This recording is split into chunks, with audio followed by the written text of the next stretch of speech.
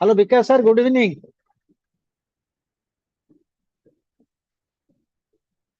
Hello, Vikas sir. Yeah, good evening. Good evening. You all Sir. good? Sir.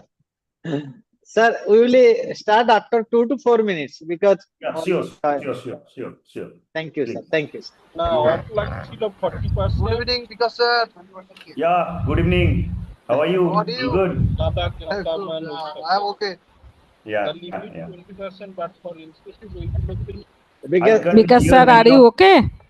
Yeah, I can Good see. evening. Good evening. I saw you a lot of times there Okay. on other platforms, right? Yeah, good. Okay. I have also seen you. That is in different platform. Good. Thank you for your support. No. You are supporting every time. No, it's good.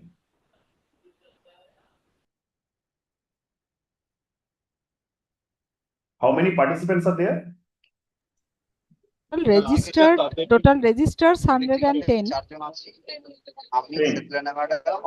Almost 78 like this minimum comments, sir. Very good. Okay.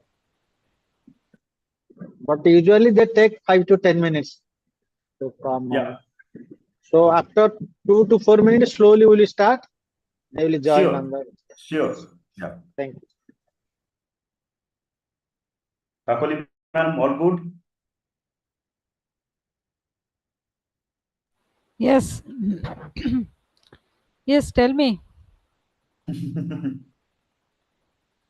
What about the institute? All going great?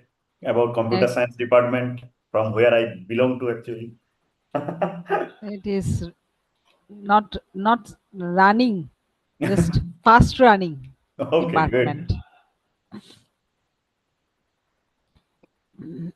Huge number of students now. Huge number of students. Oh. Champakda? বলো।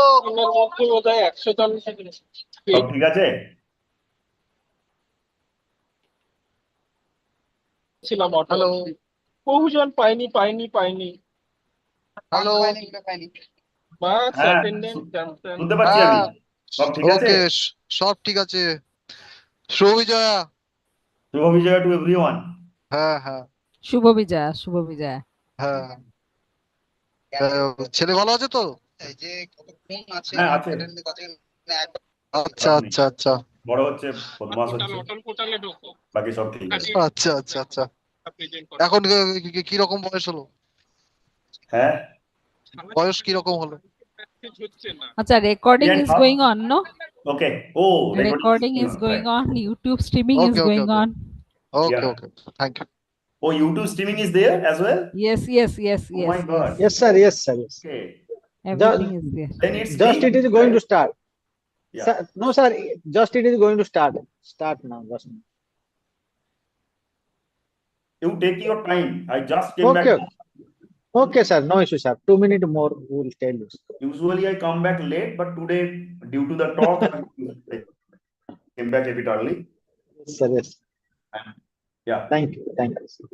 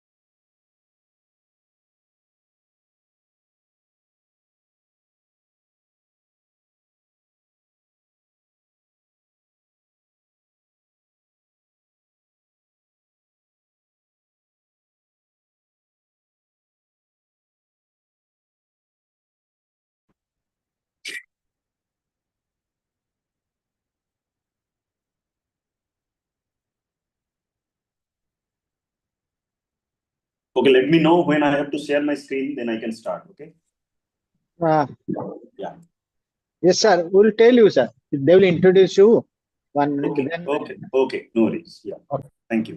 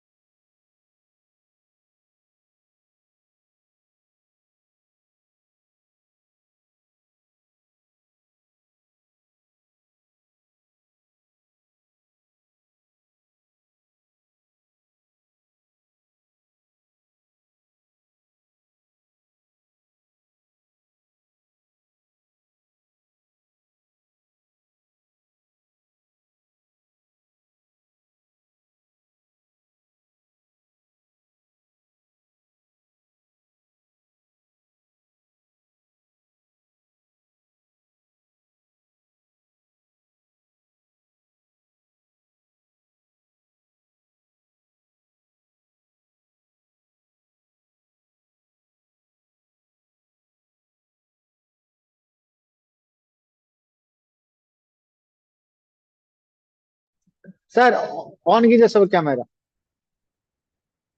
बोल एक second. Hello, Vikas sir. Yeah. If possible for 1 second, kindly on your camera. So it will officially Actually, start.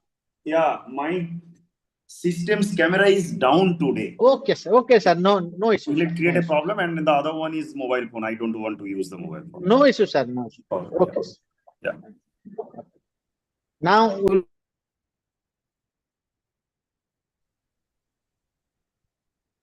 A very good evening to all the onboard participants in the faculty development program on applications of communication, signal processing, and robotics for smart cities from 13 to 18 October 2025. So today is the day 3 of the faculty development program that is sponsored by the Atal Academy.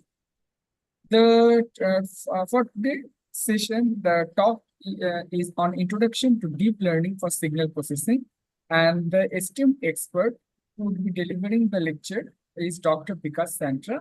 So before I would invite Santra sir to start the session, I would like to have a short bio sketch of the eminent speaker. So currently, he is an assistant professor at School of AI and Data Science of IIT Jodhpur, where he is the chief of Machine and Medical Vision Group.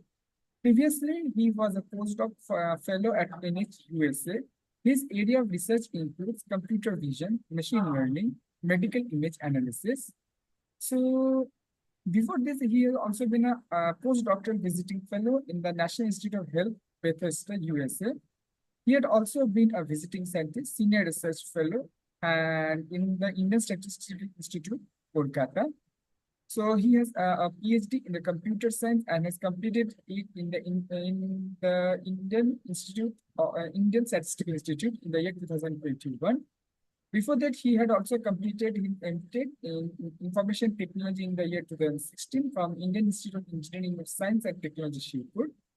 He has also a MSc in Information Science from the West Bengal University of Technology in the year 2010 and BSc Honors in Mathematics in the year 2007 from Vidyasagar University. He has been a co-PI in the funded project for MRI quality enhancement, which has been funded by IIT Jodhpur from the year 2024, and also has a co-PI in the vision implant economics, which is funded by TIH Hub Drishti IIT Jodhpur from 2024. With this short bio sketch, I would like to request Santra sir to commence the session.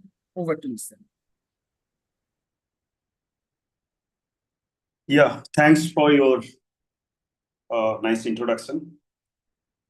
So today I'm going to talk about, primarily I'm going to talk about the machine learning, and then from there to deep learning, how over the days, the field of machine learning got evolved, and how these techniques are used in solving multiple real-life applications where the signal processing is, concerned.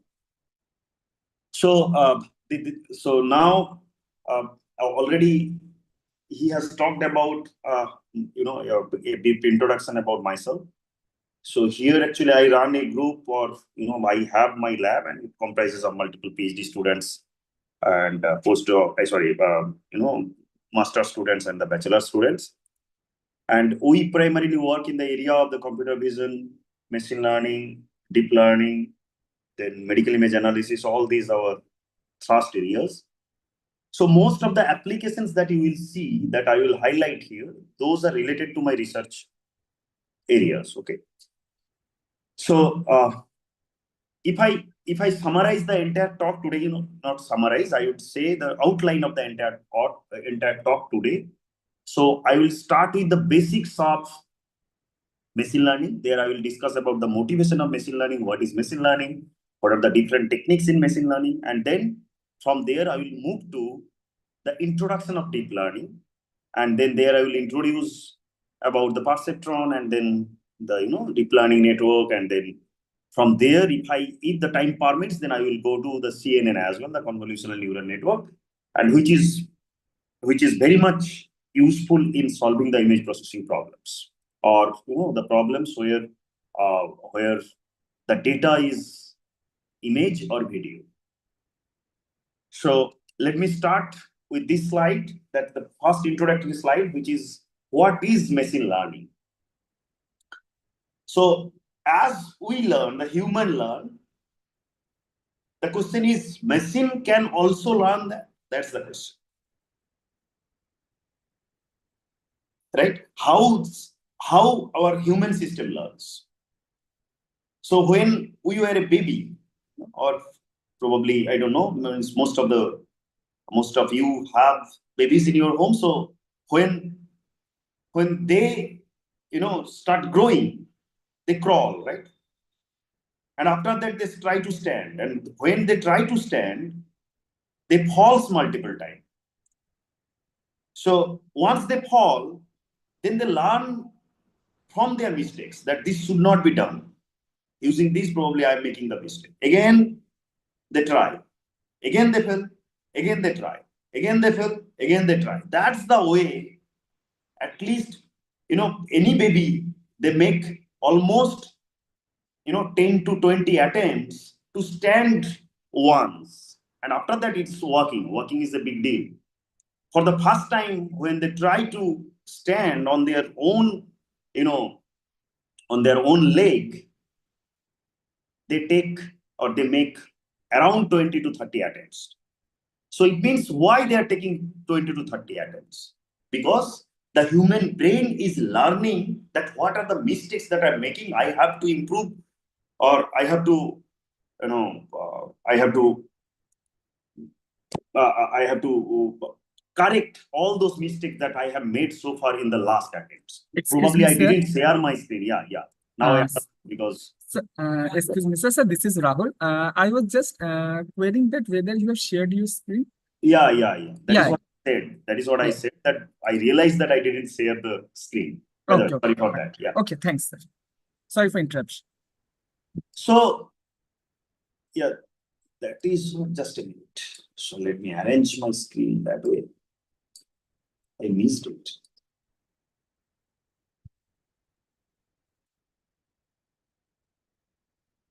Yeah. So that is human learning, right? The same thing we want to make a system where the system can learn the way human does actually. Okay. So the problem is we have to make the system learn. That's the concept. Sir, So till now it has, if we define, still you can't see it. because sir, Yeah, still you can't see it. no, we can't see that PPT only. Now Just it is one okay, minute. sir. Now it is okay, sir. Your Gmail is showing. Oh, okay. You are Just some other. one second. I made a mistake. The Ah. mistake is I chose the incorrect screen. Sorry for that. Now probably you can see. It has started sharing. Yes, sir. Fine. So this was the first slide that I talked about. Yes, sir. Yes, sir. By Sure. mistake, I Okay. was not able to Okay. show it to you. Okay. So, and the second slide is this. Yeah. So Okay. I was talking about that what is machine learning. So then learning is a process by which a system improves performance from experience. So the point is experience. That's very important when it comes to machine. How will you interpret, or how will you represent experience when it comes to a machine? Right? So systems should experience their mistakes, right? So that from that mistakes they will learn by themselves. So here the experience is nothing but the data. So all what we have, the previous data, that essentially represents experience for any system or machine. So now if I define the machine learning, then machine learning is the study of algorithms that improve their performance P with respect to a task. Let's say the task is, to move one cursor, like I'm doing here, move my cursor from here to here. Move my cursor from here to here. This is the task. So if that is the task and that automation needs to be done, then first time probably I can start from here and I can end up sitting here. Right? And then again I can start and I can end up reaching here. And then in the third attempt, probably I can make the successful attempt. I can reach to the distance. Right? So it means those are my experiences. Those are essentially my attempts, and those are the failures. And I'm learning what are the mistakes that I'm doing. So the mistake is, here is the point. I didn't reach because the difference between these 2 points is this much. You have to just make that correction. Another 1 second attempt. So second attempt you have made, let's say you reached here. Then I will see, okay, so you made more mistake than the earlier one. So you have to reduce that change. You have to reduce the distance between the destination and wherever you have reached so far. Right? So that is essentially the improving of the performance. P represent that kind of improvement. T means the task of scrolling, automatic scrolling, or automatic moving the cursor on the screen from here to here. And with the experience E, what is the with the experience E in this case? Experience E indicates that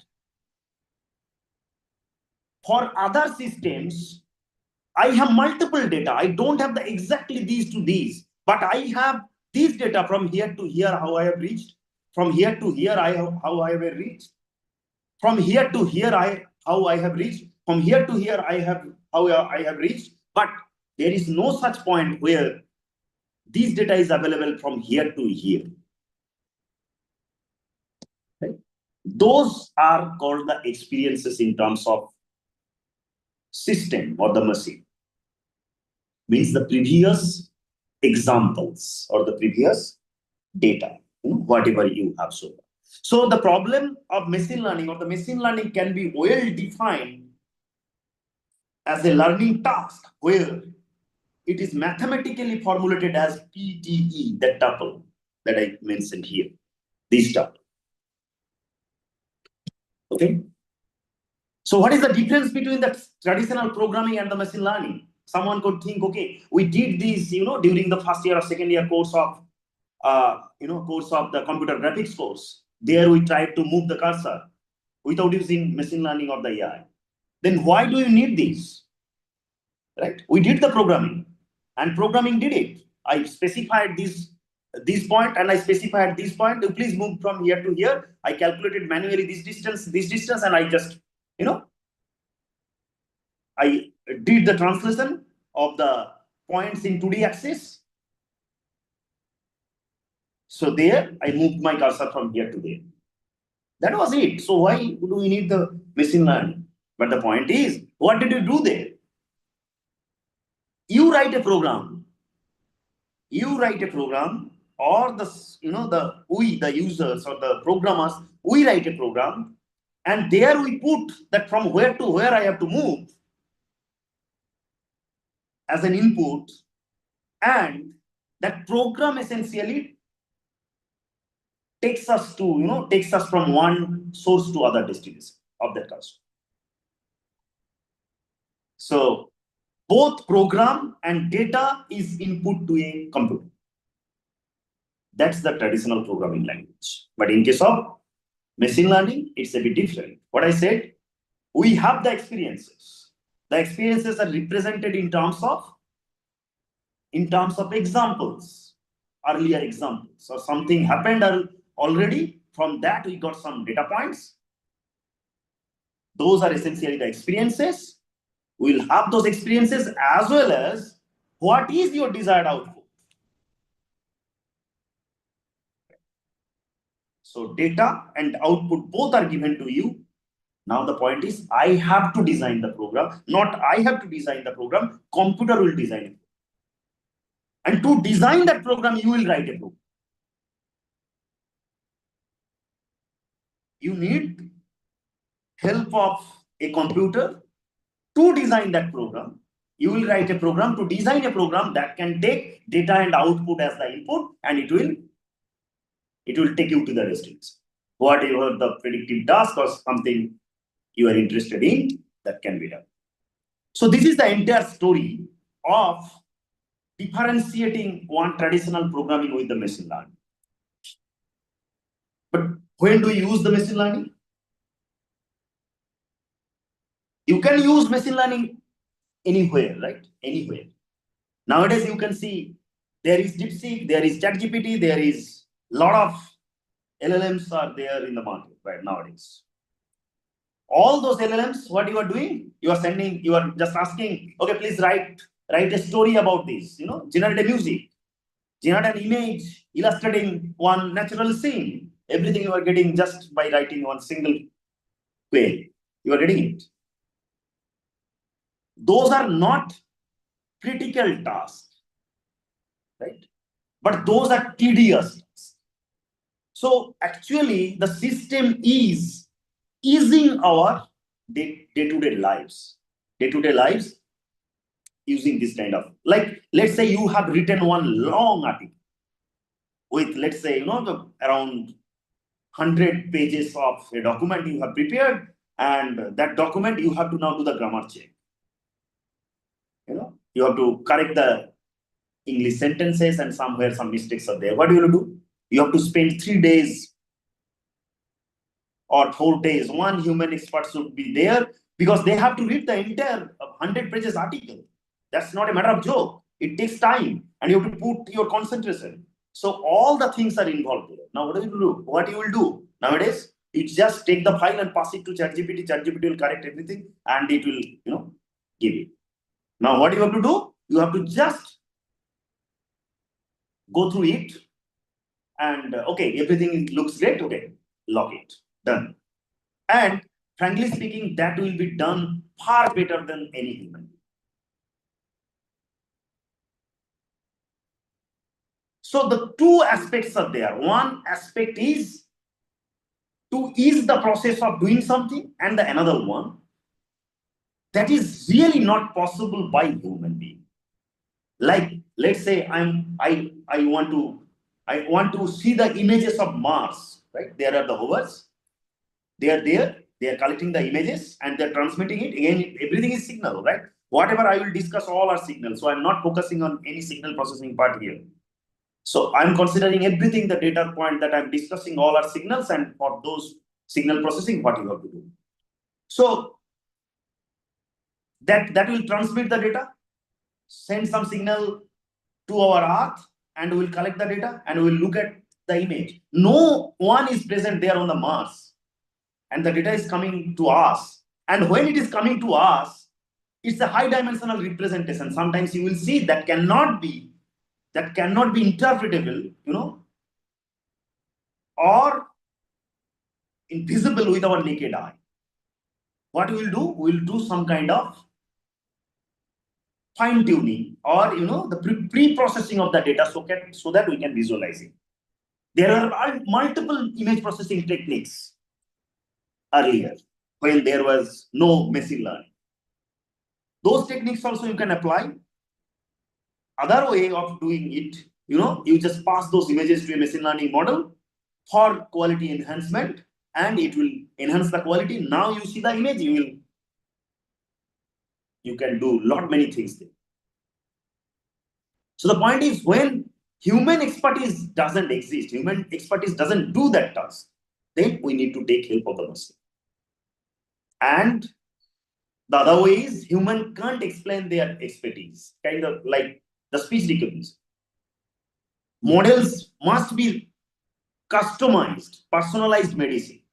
Models should not be, all for everyone. When a patient comes to a doctor, then doctor listen to all the problems carefully, and try to understand the history of the patient, and then they prescribe the patient. They prescribe the medicines and whatever the necessary steps needs to be taken. So if the machine can be like that, then that has to be personalized as well, right? So that it could suggest the personalized medicine, personalized drugs. So that is sometimes called the precision medicine. Okay? So the models are based on huge amounts of data. Where the data is huge, huge amount of data, like the genomic data. One data point is about, the 30,000 length. You can imagine of one array of 30,000 length, and huge genomic data for one person. Lots of those kind of genomic data, and you cannot process as a human being. You cannot process. You have some limitations. or we have some limitations, we can say. Okay, so learning isn't always useful. There is no need to learn to calculate payroll. Is that really required? No, that is not required. Right? Because for that one deterministic algorithm, if you write, it will do that. We don't have to, learn to calculate 1 plus 2 is equal to what. That's a simple calculator. That the calculator can do, as well as our normal, first year BTech students learns the C programming, and they can do using the C programming. Probably the 2, 3, after 2, 3, 4 classes, they start doing this.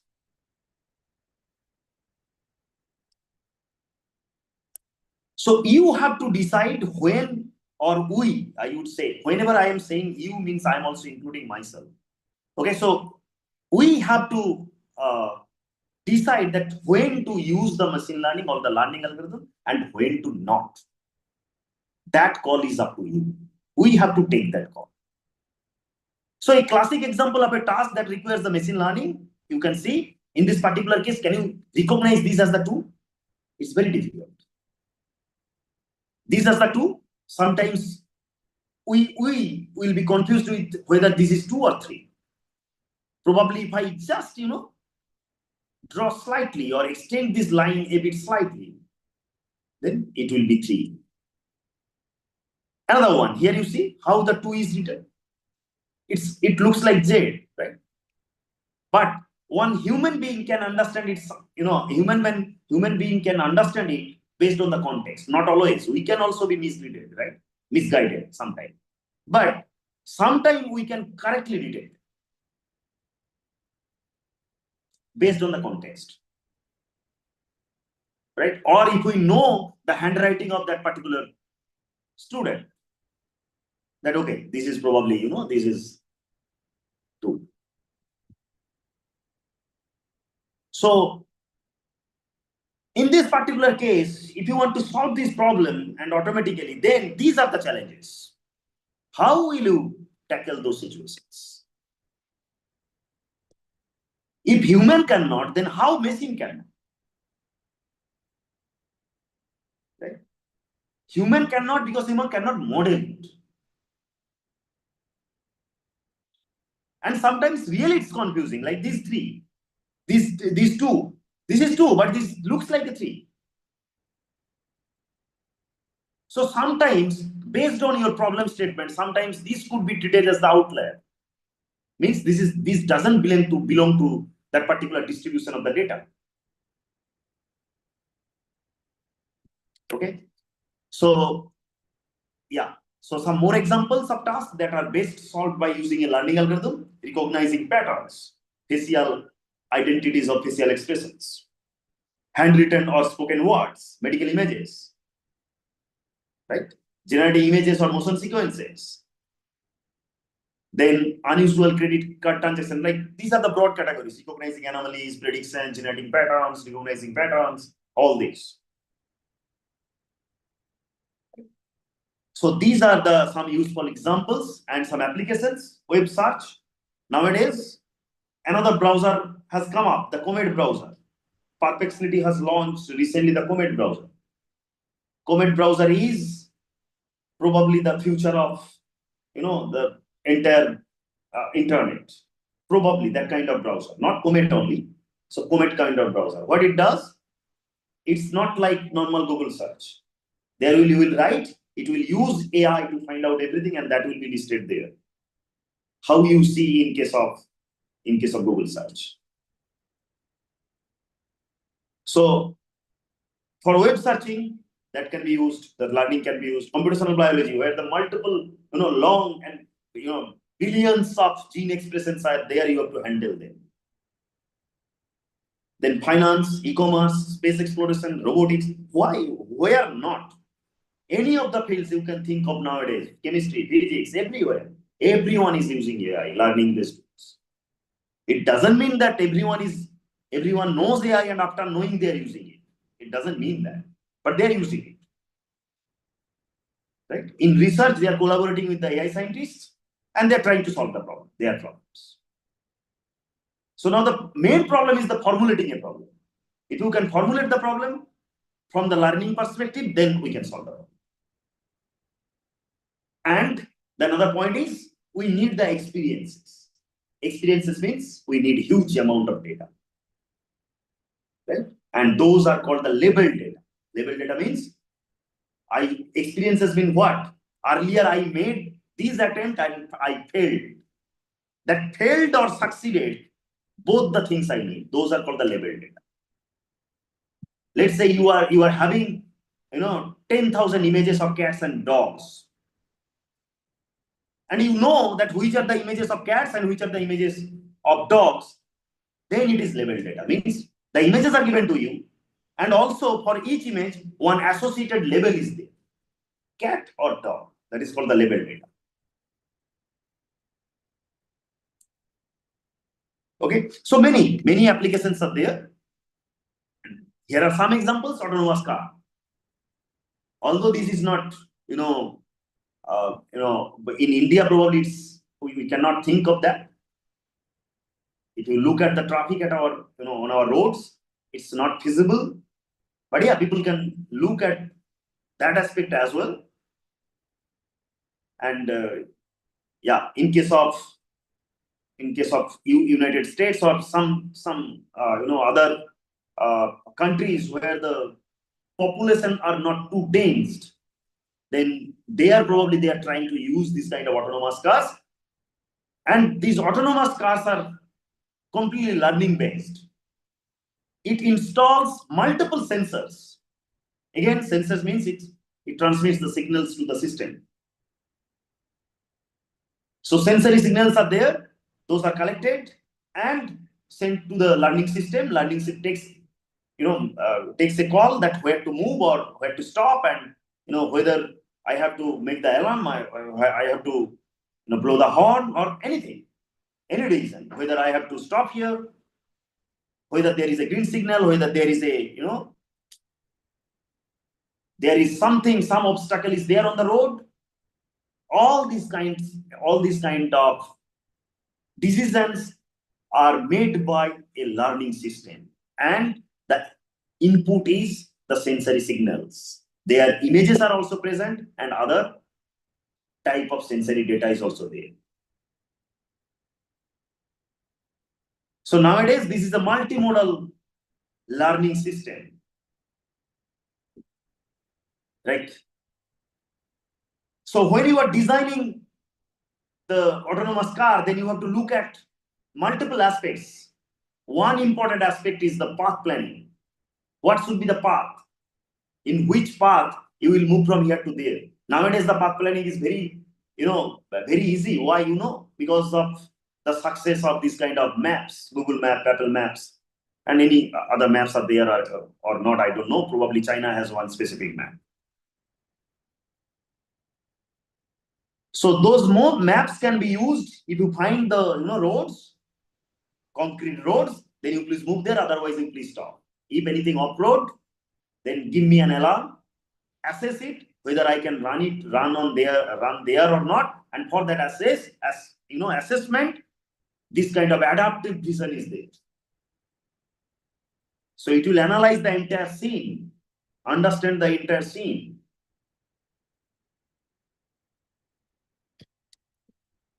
So, and after that, recent training, the deep learning. So deep learning changed the entire story. Whatever that you are using, or we are using that DeepSeek or that Perplexity or ChatGPT or Gemini, whatever.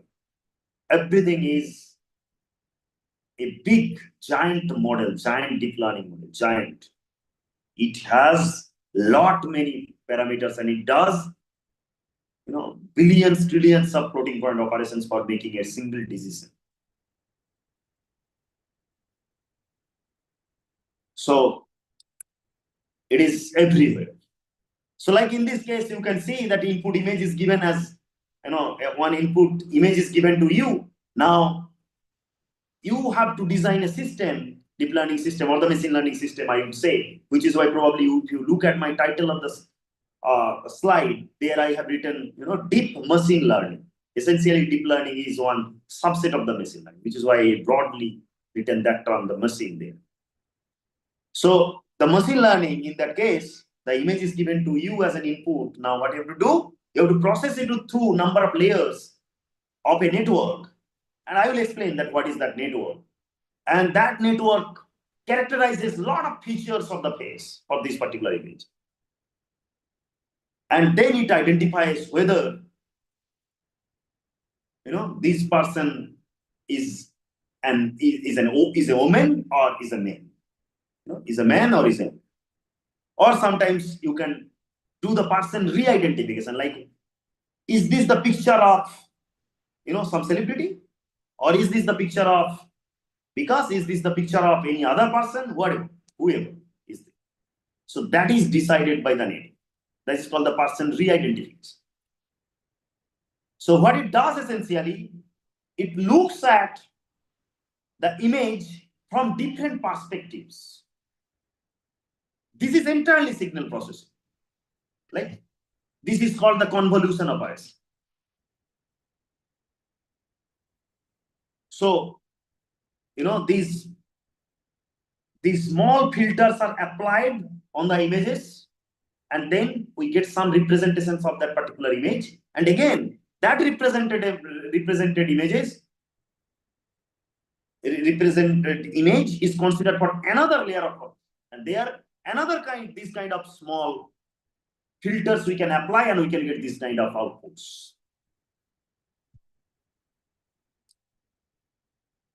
So multiple layers of convolution operations.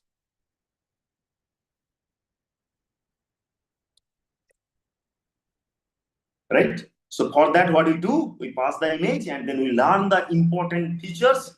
Like you can see in this case, we can interpret the low-level features. Those low-level features are edges, corners, circles, or I would say there is a line, multiple low-level terminals that you could have, a curve. And then here in the mid-level feature, you can see that partially represent one part of the body or the part of the face. Like you can see, this is probably representing the eye region. Right? Some portion is representing one part of the nose region. And then at the higher level, you will see those kernels, whatever the kernels we are learning from the data, those kernel is giving us a one unique coarse representation of the object. In this case, the coarse representation of the faces or something. In this case, you can see this is representing probably one bike, motorbike.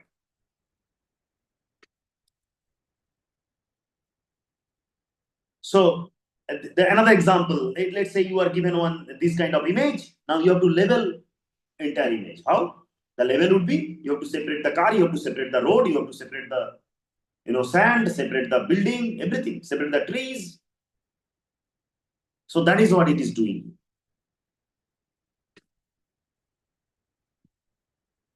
Automatic speech recognition. Like you use Siri, you use Hey Google or OK Google. You use, that Alexa. What are all these? Okay, when we buy a smartphone, then when we enable the voice-based, browsing, then what usually it asks us actually to provide 5 or 10 examples of your voice, right? Or mine or our voices itself. Say these words with your voice that is written, and you have to pronounce it. When you pronounce it, then it tries to learn the system that is there within your smartphone that tries to learn what is the pattern of your voice, how you modulate your voice, what is the texture of your voice, everything it learns. Right? So 5 or 10 examples it collects, and when it collects those 5 and 10 examples, those examples are used to retrain the system, whatever that system is there. And what they do? Probably you don't give the permission, then also they take it. They means I'm talking about the mobile manufacturing companies, or in case of Android phone, the Android. They ask for your permission to get your data so that the model can be so robust in future. Whenever you get a new update, essentially you get this updated trained model in your smartphone. So once a speech is nothing but a signal. So once the signal comes, then we extract some features and then we pass it to a neural network for encoding. And then we pass one decoding. We have the decoding module that essentially identifies whatever you are saying, and based on that, the action is taken.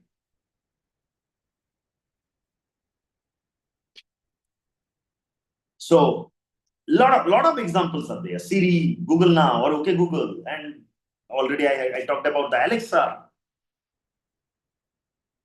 These are some examples. Now let us come back to the machine learning again. Then the first thing, when we talk about the learning, then what are the different categories of the learning? That is the first question that we have to find out. We have to answer to that particular question first. So what I talked about, when I talked about that machine learning, introduction to the machine learning, then I talked about the experiences. What I said that we need the experiences are represented in terms of labeled data. I said that, right? Mostly the experiences are learned with the labeled data. If the labeled data is present, it means each data point is marked with some particular label.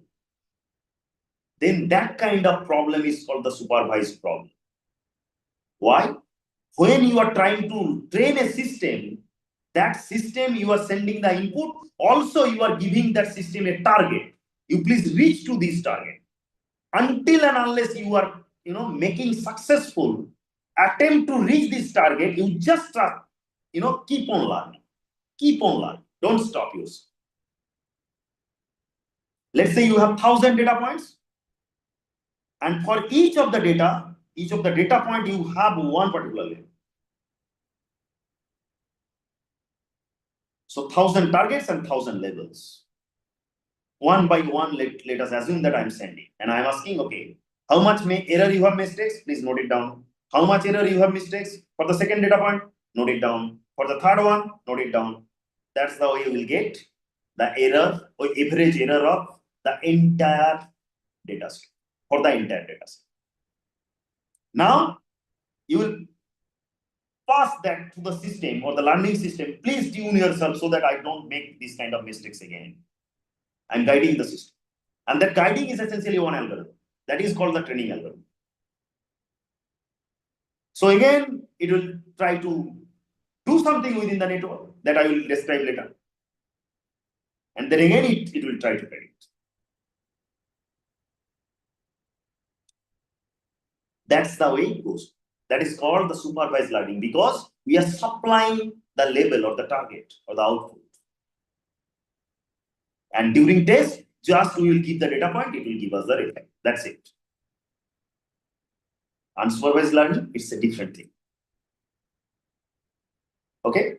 So the typical example of the supervised learning, cat versus dog classification. Let's say I have to predict what is the weather tomorrow. Whatever you get these today's weather forecasting, everything is probably based on this kind of supervised learning. Right? Let us come to another mode of learning, or another category of the learning, that is called the unsupervised learning, where the data is given to you, but the label is not specified.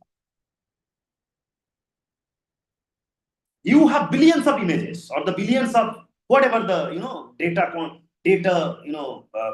data that represents your problem statement.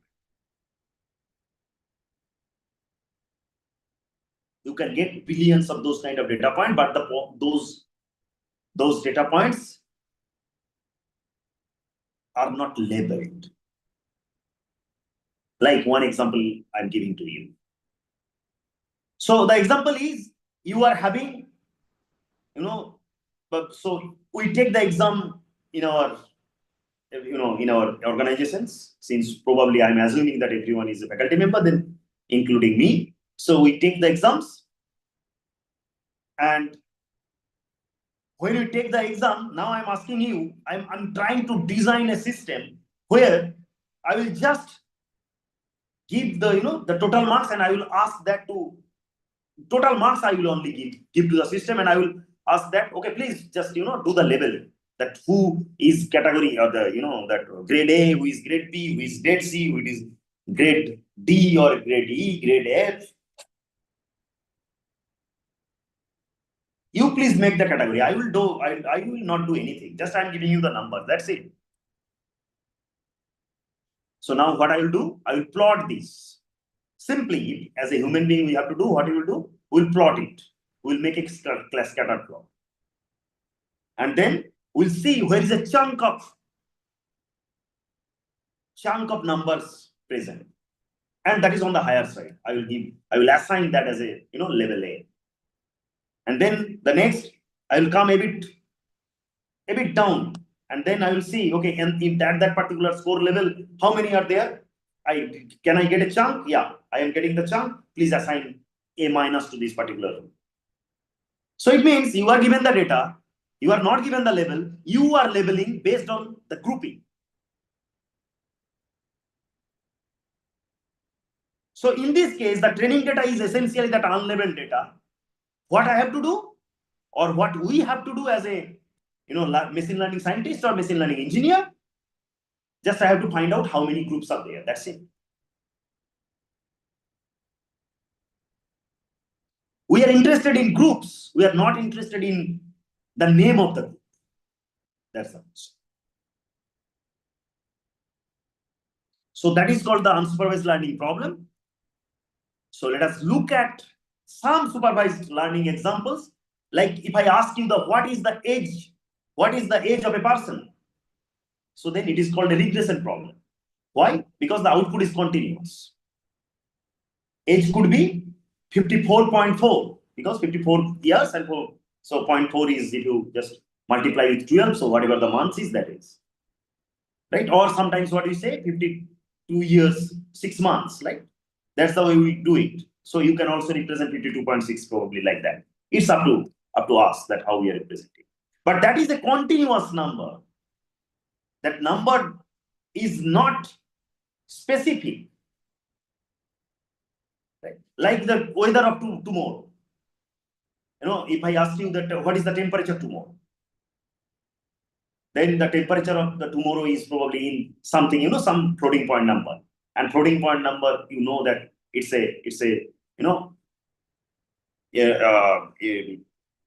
countably infinite, right? So the point is, it's a continuous prediction problem. So that is called regression. Another problem. The problem is whether this is a man or woman. That's the question. Man or woman. I'm specifying either man or woman. In reality, let's say I'm asking you whether this tumor is benign. So probably, let's say, you are working with a doctor, and the doctor gives you a lot of scans, CT scans, or CT scans, and doctor asks you to please find out that whether these tumors are benign or malignant.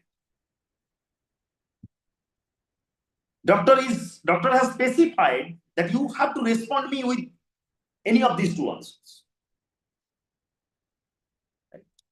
So then grouping of the man and woman. If I ask you, there are multiple students in the classroom. Now I'm asking the algorithm to find out that please group all the male students.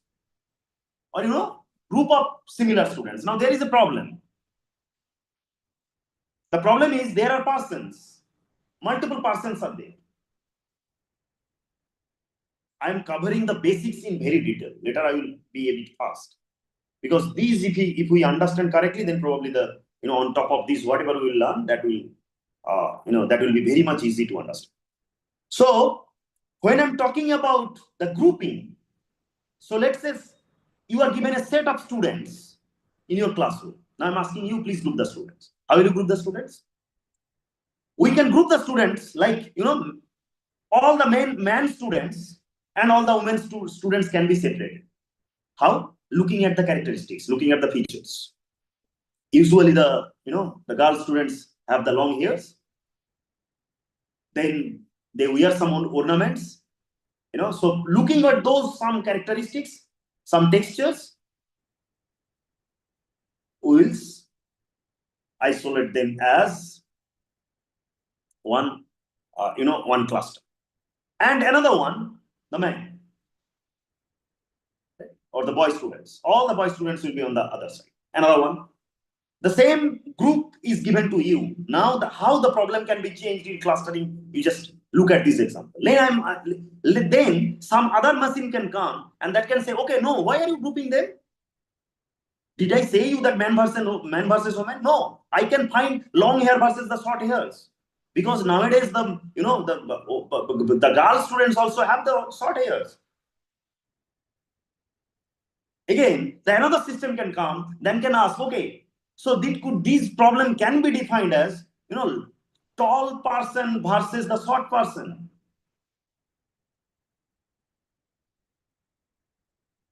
So the same problem, when it comes to clustering, you see how the solution gets changed? Same problem still. That please group them. So this clustering is sometimes domain specific. What you are interested in. It can give you multiple clusters. So now this problem will be unique when if the features are uniquely identified.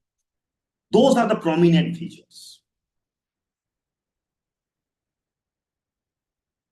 If you get a cluster of, if you get the students from all over India, then you will be confused because then you will get the tall and short students. But if you only consider the students in the West Bengal area, then probably they have a similar kind of height.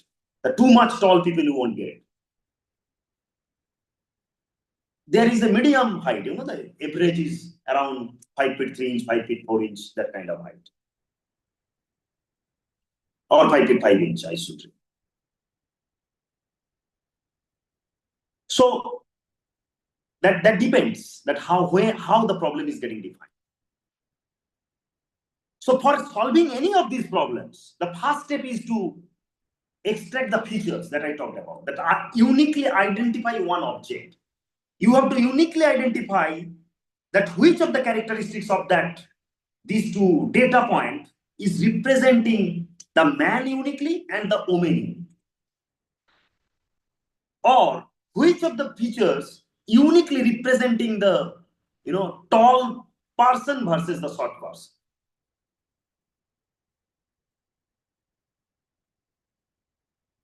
Okay. So all the time you have to extract those important features and then you have to train a system either to regress, either to classify or to classify. All are supervised. Here is one simple solution, one example of the supervised learning problem, that is the regression. So you are given these data points, x1 and y1. These data points are essentially, these x1 and y1 is the attribute or the feature. Or also in this particular case, what you can see. So let me just annotate these. Then probably it will help you to understand. These one, all these are called the features. And these one, and these one, these are essentially the targets. Just give me 1 minute.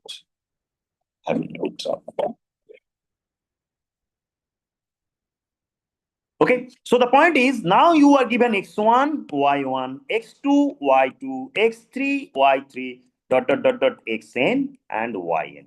All these are your labels,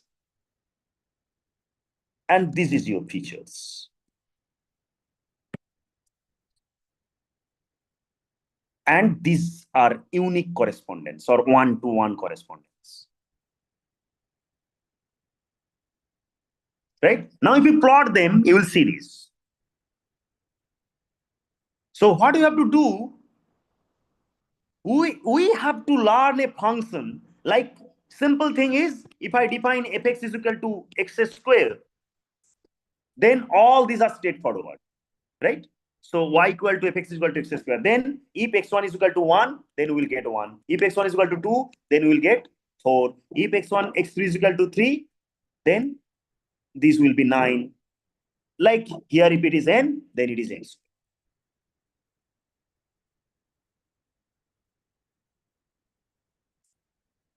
I guess it's clear. So this is very much well-defined function. And this is, deterministic. We can define it easily.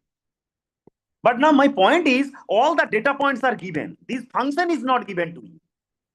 I'm asking you to design this function. Whether that function represents this x square or whether that function represents x plus 2. So our entire objective is to find out this particular function. What is the nature of the function? So learn a function fx to predict y from x. So that is what the point is. These are our experiences. And from that experiences, we want to design one app. And that app, any unknown data will pass, and that's a kind of, let's say, xt, and we will get yt. And that's yt is one predicted outcome. Okay, and this kind of problem, when we solve, this is called the, but if the y that I talked about is y, right? y1, y2, dot, dot, dot, dot, dot, yn. So if I talked about all this y, then y is real. If the y is real value, then it is regression. If the y is discrete, then it is classification. Right? Y is categorical, then it's classification. Right? Now look at this particular example. So only feature you are given to you for categorizing malignant versus benign. That is the tumor size. Size of the tumor. And then you have to find out the category. Malignant versus benign. You have these experiences. This red means malignant and the blue means benign.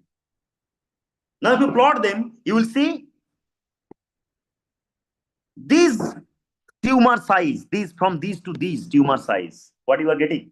You are getting both these and both these. So it means you cannot make a decision in this particular interval.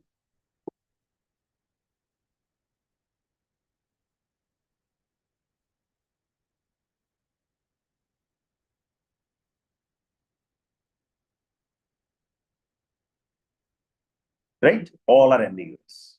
Ambiguity is there. So then how to resolve this ambiguity? That's the question.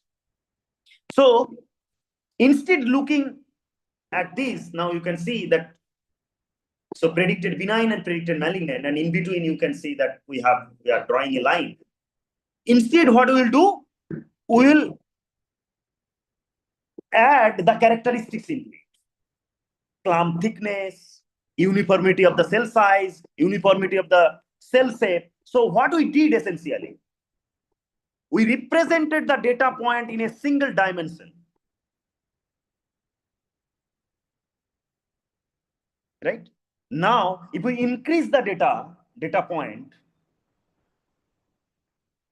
then you will see that, that will present much more, better representation of the data. How? Let's say one cube is given to you. One cube is given to you. Let us visualize it. This is very important. One cube is given to you. Now I'm asking you to plot it in the 2D, because for this, what you need in order to represent this, you need a 3D representation, right? I'm asking you to present it in a 2D. How will you present it?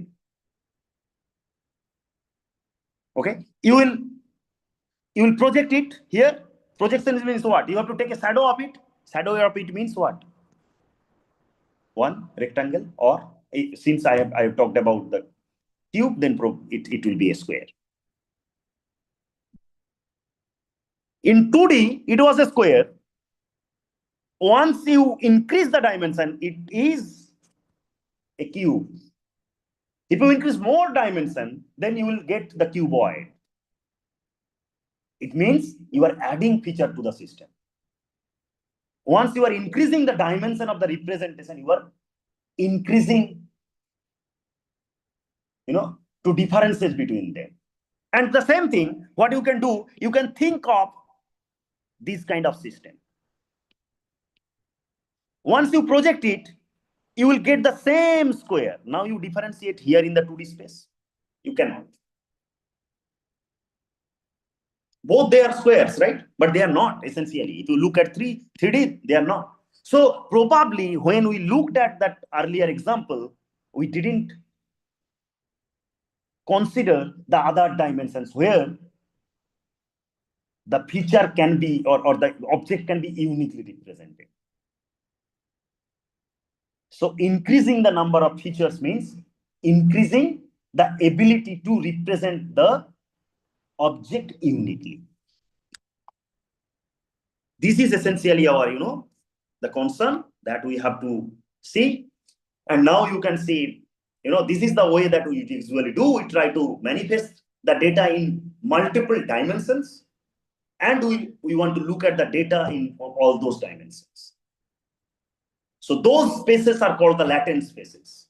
So in these latent spaces, we want to see that how the data behaves, or that how data looks like, in those abstract spaces. Those spaces are not clearly defined, but we are applying some projection. Let us see. Okay, so this is another unsupervised example. You are given a lot of genome sequences. Now I'm asking you to group all the similar type of genes. Right. So what did I ask you? Ask you for that particular problem, benign versus malignant, that representation was under representation. If you only represent that using the tumor size, that was under representation. Right? Which is why I asked everyone to increase the size, I asked everyone to increase the number of attributes so that we can differentiate the data correctly. But in this case, it's over-represented. Over-represented. It has 40,000 of attributes, and that is very difficult to work with 40,000 of attributes. So what do? Usually we do some kind of dimensionality reduction from those, 30,000 or 40,000. One data is represented using 30,000 attributes. Can you imagine? How will you handle with those 30,000 data? That is called the, that representation is over-representation. So what do? We usually apply some kind of dimensionality reduction technique. And then we reduce the dimension to, let's say, the 1,000, the 1,000 or so.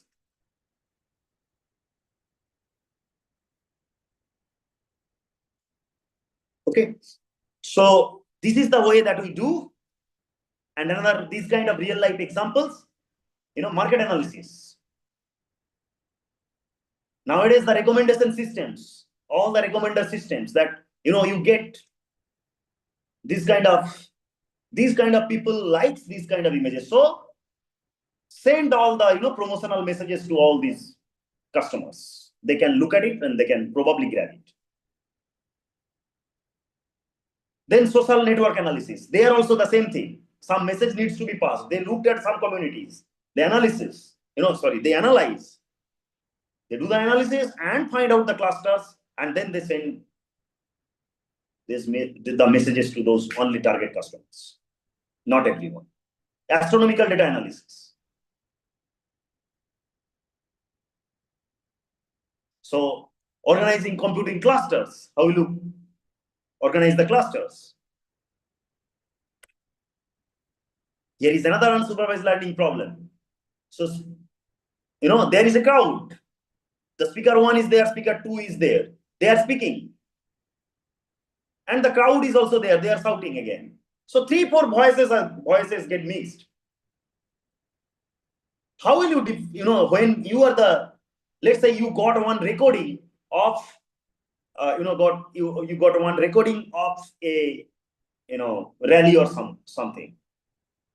So there, people are sloganing, the slogans are there. Then someone is speaking over mic, and then you have a mixed voice of the audiences. Now, if I ask you to differentiate of, let's say, 2 or into 3 or 4 different type of speakers, then you can do the independent component analysis. These are the examples. So in ML in practice, what to do when you will be practicing the ML? So the question is, you have to understand the domain. You have to have the prior knowledge, means the data, the experiences, and you have to understand the data, that which kind of data you will collect, and what is your goal, what to solve, means what are the levels. Then you have to integrate the data, you have to select the data, you have to clean the data, you have to pre-process the data, then you have to train the model. Then you get some results, interpret it, right? And consolidate them. And you please look at whether that is validated or not. If it is validated, then deploy it. Otherwise, again, go to the first step. Where is the missing step for which we are not getting the good results? It is not properly validated. So each training algorithm has 2 phases. The first phase is the training phase, and the second phase is the testing phase. In the training phase, learning the classifier from the available data from the training set, and then during testing phase, you have the data for which you don't have any information, prior information available.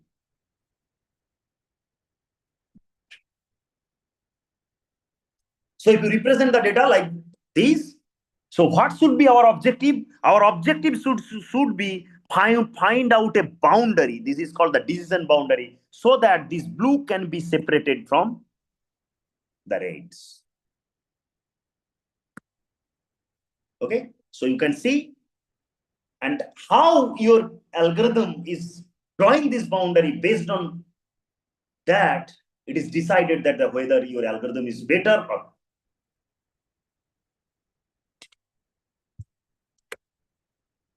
So this is the data representation. How usually so probably if someone is interested to work on this particular area, then this will be helpful for them. These slides are, I have kept these slides for them. So what you have to do, if let's say you have an image, now you want to represent that image as a data point. So what you will do for 7x7, you will get 49 pixels, right? You can make it a 1 cos 49, right? So that is this. Another image, that is this. So you are going to create a matrix of n samples with 49 attributes. So 49s are the columns, and n are the number of samples. And accordingly, you will have the levels, right? So that is again n-dimensional vector, and where each level correspond to one particular row, right? And this particular representation is essentially, this is an image, and if you want to convert that image to a 1D vector, that representation I talked about the entire data set. And this is one particular data point. Let's say one image is given to you, now you have to represent the data. So either row major order or the column major order, whatever you want to follow, you please follow it for writing or for for making a 1D representation from the 2D matrix or the 2D array. Okay. So now, then the data in vector space representation, in every data in vector space representation is represented as a vector that I said that, 1 to 49. So let's say F1 to F49, all these are the features, and that represents one data point. Okay. So whenever you get the data point, when I say that whether they are similar or not, it means you are calculating the distance between D1 and D2. And those distance can be Euclidean distance, normal Euclidean distance, or interproduct similarity, quotient similarity, many more. L1 distance.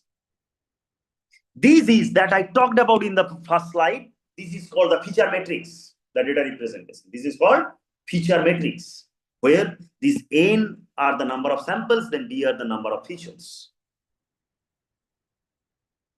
Right? And this is your level vector. For the classification problem. For the clustering problem, you will get only these during training, not these.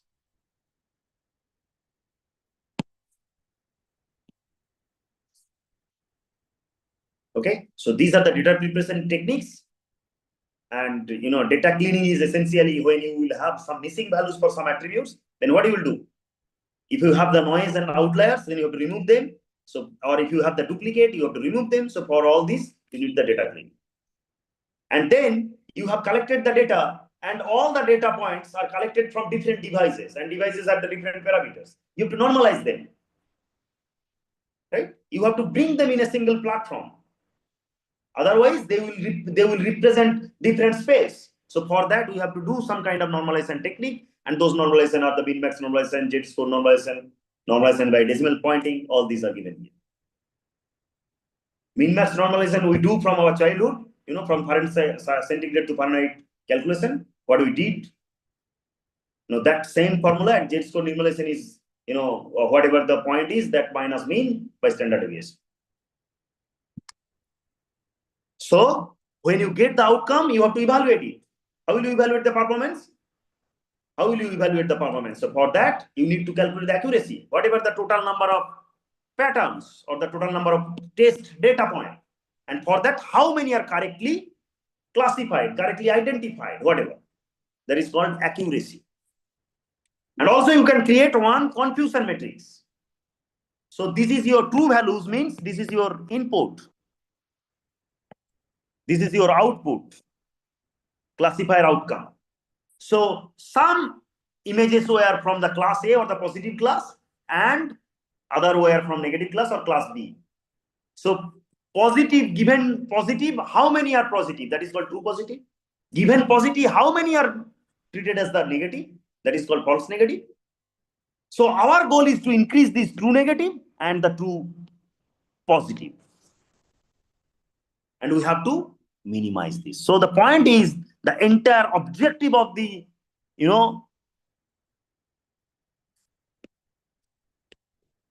entire objective of the learning algorithm is to minimize the false positive and the false negative, and to increase true negative and true positive.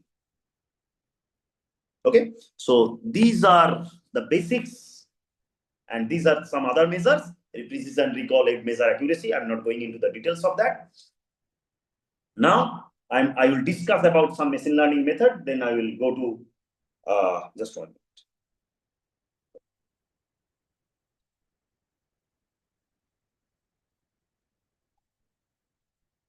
Okay, very good. So let me drink some water.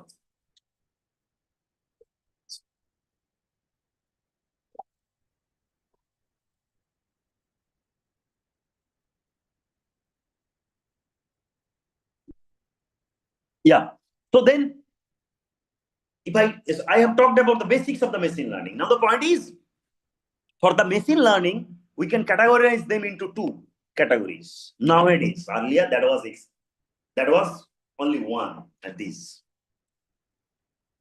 right?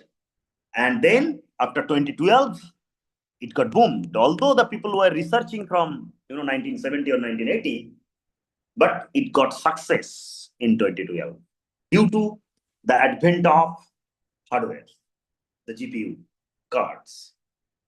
So the point is the statistical machine learning, where we learn, we design some statistical learning algorithm to solve the machine learning problem. And then other one is, this is the data-driven approach. So all the statistical machine learning algorithm, machine learning methods involves the feature extraction method separately and classification method separate, or other task, regression or clustering task. So these two are done using statistical techniques, both the methods or both the strategies, feature extraction or the classification, regression, or all were conducted using the statistical approaches. Although we looked at the data, but that data were not like the deep learning. So in case of deep learning, what we do, we don't have the feature extraction and classification or clustering or something, whatever the end task that I'm representing using X, that is done in a single shot. There is no different two stages for two different things. So that is what the difference between them. Yeah.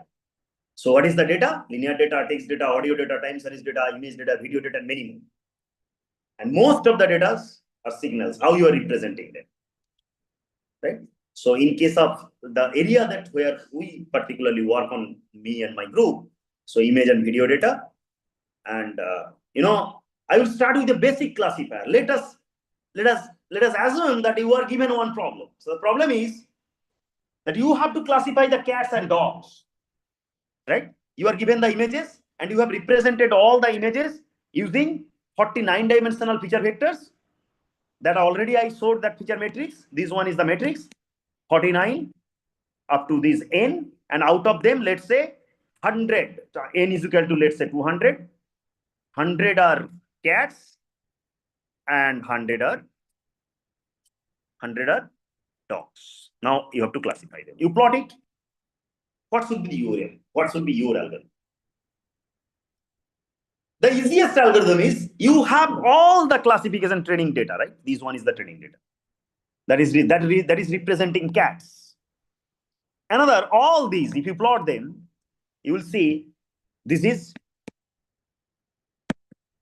data for dogs, or the data chunk for the dogs. Any test data is coming. Let's say one test data is coming. What I will do? I will calculate the mean of all these, and I will calculate the mean of all these. So I will have the mean value of these M1 and the mean value of these M2. And then the test patterns came, so that is, let's say XT. What I will do? I will calculate XT distance between, sorry. Yeah, sorry. I would say, yeah. Sorry, just a minute. Give me 1 second.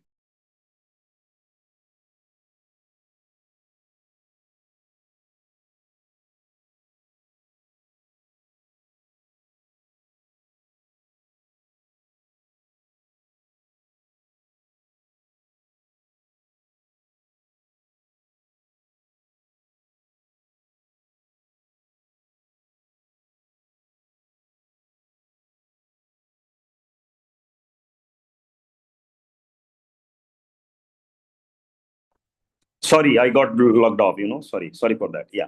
So the point is, in that case, what I can do, I can look at these, XT, and then this one is M1, this is M2, the mean of all these and mean of all these. Then I will calculate distance of M1, XT, and distance of M2, XT, and then whoever is minimum, I will assign that level to that particular data. This is called the minimum distance classification. Another way of doing it, you take all the samples from this particular level and calculate the distance, then calculate the mean distance. Again, you calculate the distance between all of them and then calculate the mean distance. Then you take which distance is the minimum. Either way you can do it.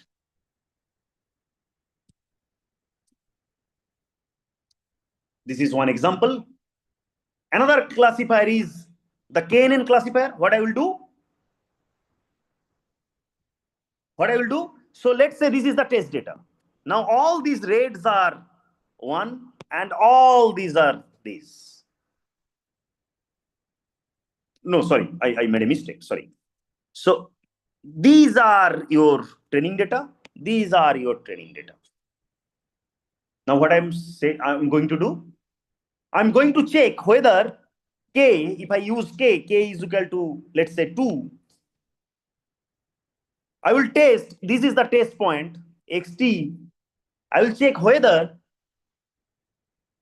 I will check K equal to 3.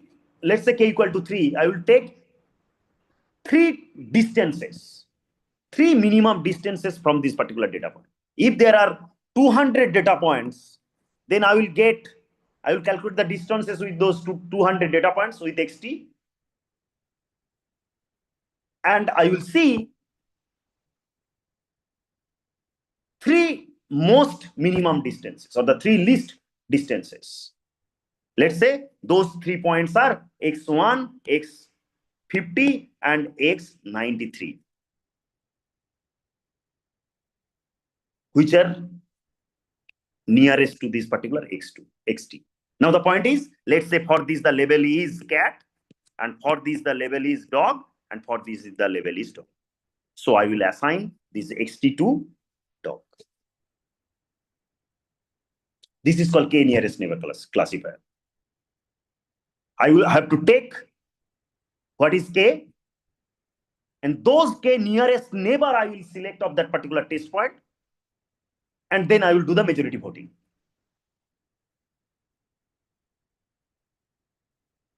This is called the K nearest neighbor class. Then this is the test. I don't know whether I can finish everything or not, but yeah, I will just give you a sense of it, that whether what is a, perceptron at least. Give me 5 minutes extra, and I can manage it. So that was, the pre-deep era or the ML techniques. Now we have the more advanced techniques. And the building block of those advanced techniques is this fundamental concept that is called the perceptron. What is that perceptron? The perceptron is like this. So what you got there, you got 49-dimensional feature vector, right? For one image, if you flatten it, that is called the flattening from 2D matrix to 1D. So that if you flatten it, then it is 1 cross 49 dimensional, 1 cross 49 matrix. And that is essentially your feature vector. And let's say this M is equal to 49. What I'm going to do? I'm going to take their weighted combination. Theta 1 x1, theta 2 x2, theta 3 x3, up to theta 1 x1. This theta 1, theta 2, theta m, these are called weights, like it is written here. These are called weights. These are randomly set initially. Randomly set initially. You will get a summing weight, and that summing weight is nothing but this xi theta I equal to 1 to m, and in this case m is essentially 49. Once you get this, then what we do? We apply a non-linearity. Right? So when you are getting this xi theta I, it means y equal to mx. Think like this, y equal to mx. So this is your function, and then this is your m is summation I. Entirely you represent that as mx. So your data point is this, and this is your m. So it is the line that passes through the origin. So all the time, whenever you will draw the decision boundary, that decision boundary will be drawn, which is going through the origin. Right? So if you want to represent the intercept, then you have to add a term c. Right? Then we add a bias here. That is called the bias here. Right? And that bias we add, and after that we get to represent these, this kind of any line. Okay. So this bias is essentially called the BI or something. So theta i plus BI is essentially your. So by the way, anytime, whenever you draw it, so that is a line. That is a line all the time. Y equal to mx plus c. That c is essentially your bias, and this mx is your this combination.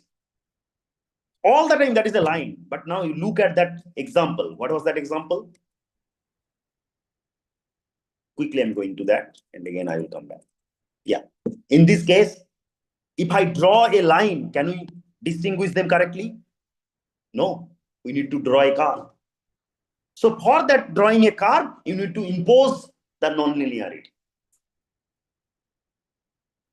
You need to impose the nonlinearity. Okay. So which is why this nonlinearity part is there. So this theta 0 is called the bias, and this is this, and this g is called the nonlinear function in order to make the data non-linearly separate, or in order to not make the data non-linear. So any non-linear decision boundary we want to find out, then we need to do this. Okay, and the point is, since we are adding only c here, and that is also learnable, so what should be the input? Input should be 1. So all the time for bias, the input is 1, and for all other things, like 49 dimensional vector for our example, and then we pass it, and we do some kind of calculation. Like in this example, this x is essentially our 49 dimensional feature vector, and this is again 49 dimensional weight matrix, right? And that's the way we do it. And after that, we do. These are the nature of the activation functions or the nonlinear functions using which you can project the data for for any nonlinear data, for identifying the nonlinear data decision boundary. So we want to introduce the nonlinear, introduce the nonlinearities. So which is why we need that, right? Now neural network is, so in a single layer, it's very difficult, to solve all the problem where you cannot solve multiple problem. One exception is kind of, the XOR problem.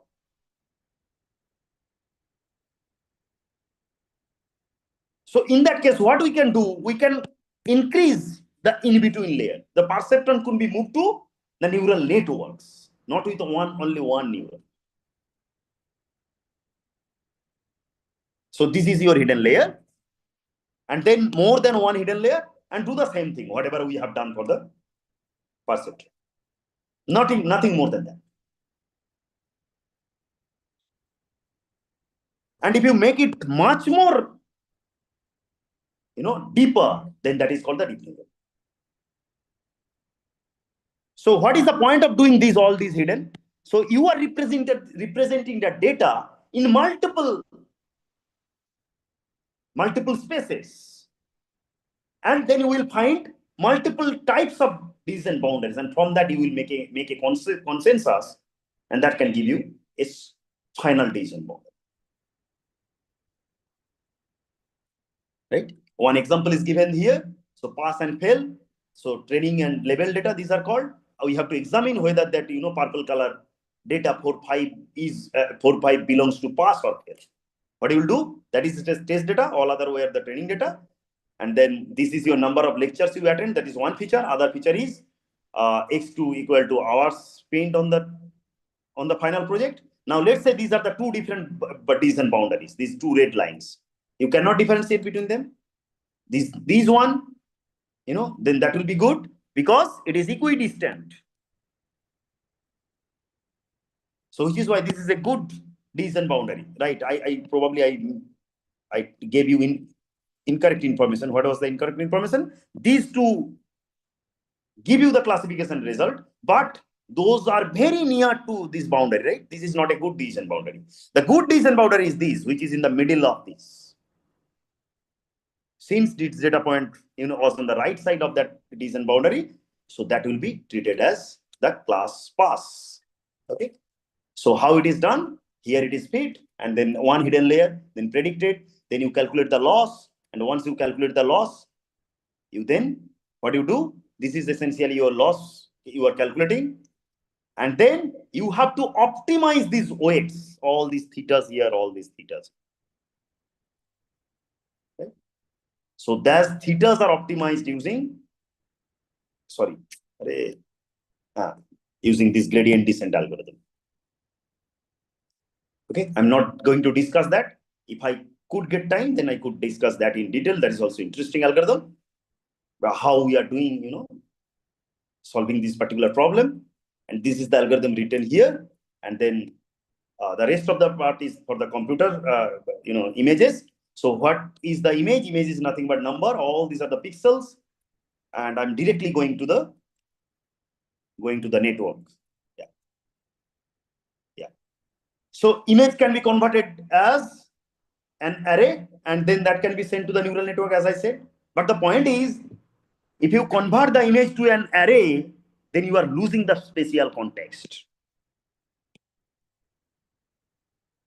A pixel doesn't mean anything. A group of pixels means something. One pixel has its importance, but the point is, a pixel is nothing but a group of, means without a neighboring pixels. So we have to consider the neighbor whenever we are taking a pixel. That context we are missing. Another one is, when you are converting, let's say this is a 200 cross 200 image. When you are converting, then what you are making essentially, this is the dimension of that particular image. Look at the dimension. When you will send it to the neural network, what will be the range of computation, scale of computation? See, think about it. It's huge. So that needs to be reduced. So what do we do? Instead of doing that, we'll create a neuron, and that neuron will be shared. And that neuron is nothing but a kernel, like you saw, convolutional kernels, Gaussian kernels, and the other kernels. Min filter, Gaussian filter, median filter, all those filters are there. We probably learned, right? Those filters, those kind of filters we are going to create, and we are going to, we are going to pass it for all the windows, and we are going to calculate the response, right? So in that case, one particular neuron gives me this kind of feature map. This is called the feature map. Right? And ultimately, when we get that kind of feature map, this is the first layer of convolution, we get the feature map. Second layer of convolution, we get the feature map. Third layer of convolution, we get the feature map. Then here again, we get the feature map. And in between, what do you do? We reduce the size of the samples. That is called the subsampling. That is called pooling. Right? If you have the 4x4 image, so let's say this is the 4x4 image, and I'm applying the max pooling here. So for each 2x2 region, you will get the maximum value, and you will represent that entire region by this pose. This is called max pooling. Right? So that's the way we can subsample it, and let's say this is your 200 cross 200, and from that here we get 10 cross 10. Now you see the scale. 20 times we have reduced the size, but the representations are good due to those learnable parameters here.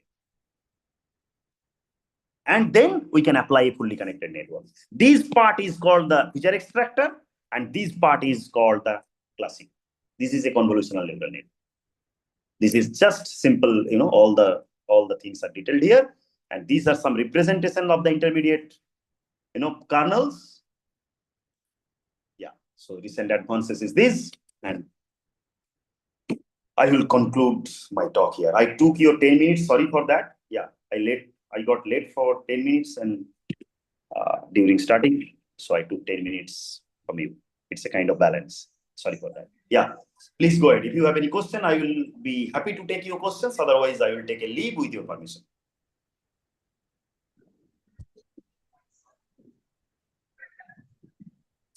Sir, you have taken one long session, sir. Yeah. So it was scheduled for 6 to 7:30, right? Yes, sir. Yes, sir. Just a 9 minute. Sometime you have taken next class. Okay. If anyone has anything asked, you taught from starting from fundamental in depth. Who have zero knowledge also, they can understand the subject, sir. Very nice, sir. Please, if anyone want to ask anything, you ask. Otherwise, we will.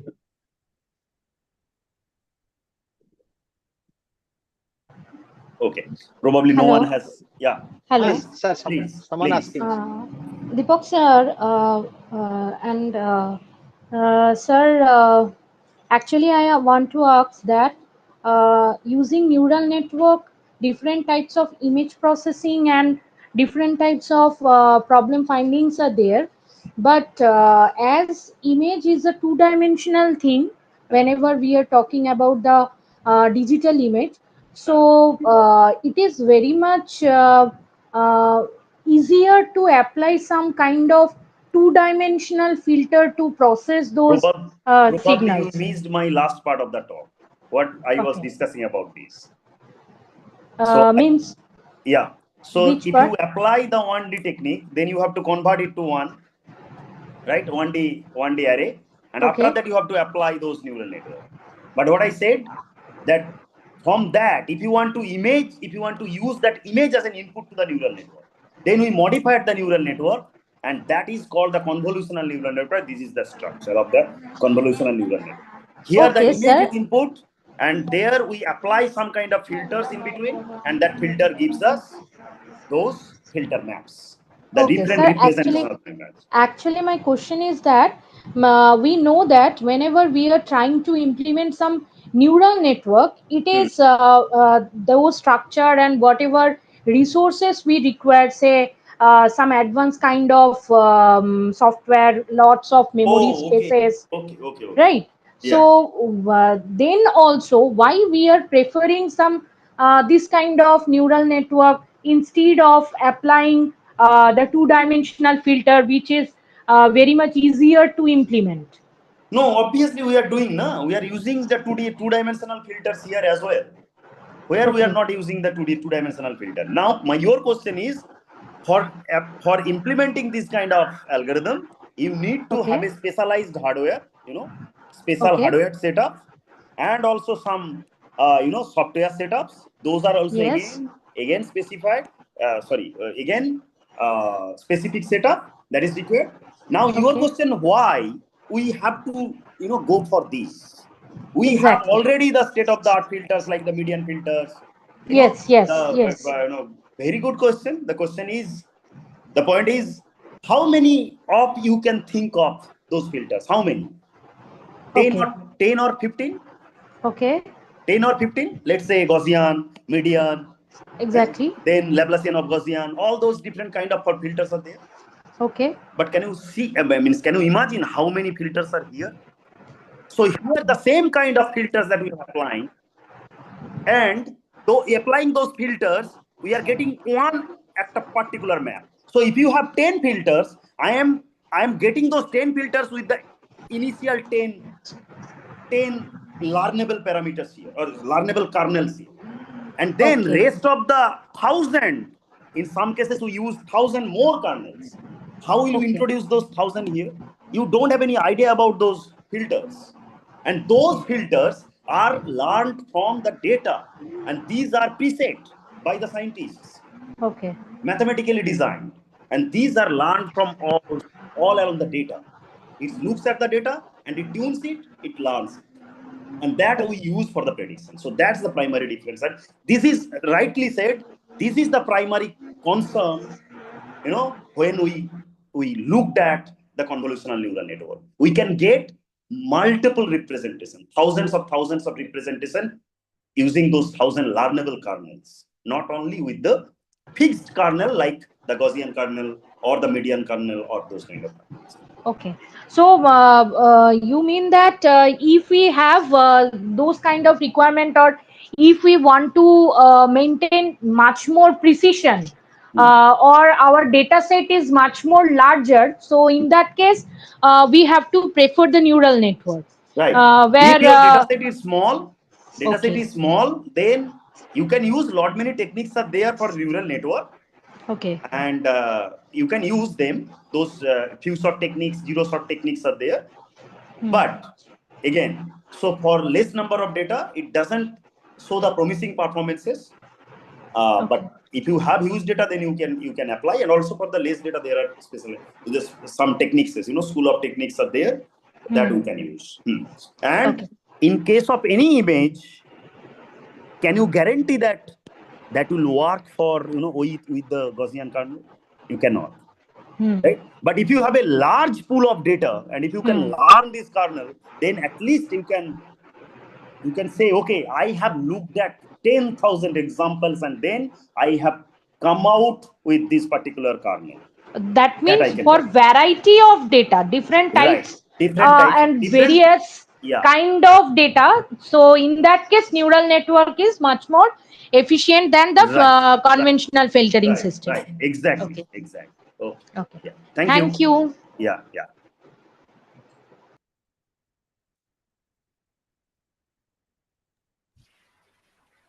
Thank you, Vikas sir. Thank Nice you all. presentation. Nice presentation. Yeah, thank Hello, you all. Ah, Vikas sir. This chalo. is a nice presentation, and I have one question. Yeah, sure. Why not? That is, if I use suppose y is equal to mx, at that time we can classify two things using one straight line, and if there are three-dimensional data, we can use one plane. Right. But if there are so many, let's say 4 or 5 variables are there, then how can we represent this? How can we That's say? it. That is called hyperplane. You cannot represent that. That's the equation. This equation. X1 x1 plus a2 x2 plus a3 x3 plus a3 x3 plus a4 x4. So you talked about 4, and then here is your x5. My mistake. Yeah, just a minute. Just a minute. Bias. So a5, right? So this is your hyper equation of the hyperplane at in the dimension 4-dimensional space. Right? So the dimension is, the first dimension is x1, second dimension is x2, third dimension is x3, and the fourth dimension is x4. This is the equation of hyperplane in the 4-dimensional space. Which we cannot visualize. No, Actually. you cannot visualize. You cannot visualize. Hyperplane visualization is very difficult, which is why we have to do, if we want to visualize the data, then we reduce the dimensionality and we make it to either 3-dimension or 2-dimension, which we can visualize. Okay. Then we visualize. So for that visualization, we have good techniques. Latest techniques are there. TSNE plot. That's a plot for from higher dimension to the lower dimension it projects, and you get some kind of. Okay, understood. Okay, understood. Yeah, yeah. Thank you. Very good presentation. Thank you. Thank you. Thank you all. Thank you. Thank Thank you you very all much. for listening me. Yeah. By the way, yeah. Please go ahead. Yeah, yeah. Anyone who want to ask anything? Otherwise, we will stop. Okay, sir. Thank you very much, sir.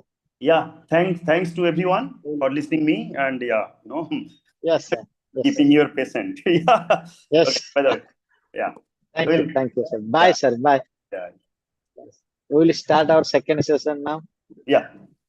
Sorry for drag you. Okay. No issue, sir. Our second. Yeah. Okay. Sir, We'll it's talk. good only. Anyway, discussion going on. We are very happy. Yeah.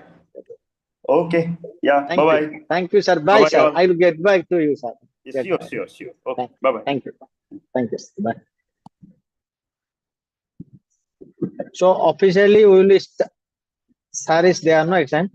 Hello, Pawan sir, you are there? Sir is there. Sir, officially, we will start now. 1 second, please, sir.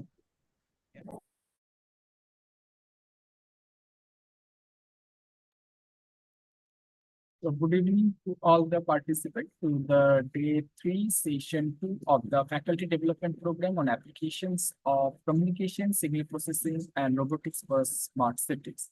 So the topic of today's presentation for the session 2 is smart cities and mobility, emerging trends and key challenges. And the expert is Dr. Pawan Kumar sir. So before I request sir to commence the session, I would like to have a small bio sketch of the eminent speaker. So Dr. Pawan Kumar sir is a founder and director of the Caliphate Private Limited, specialist in research and software development using agile methodology. His education is considered MS Web Science and Technology from the University of Koblenz and Landau, Germany, BTech Computer Engineering from NIT Kurukshetra. He has also been a senior research engineer in CDOT, New Delhi.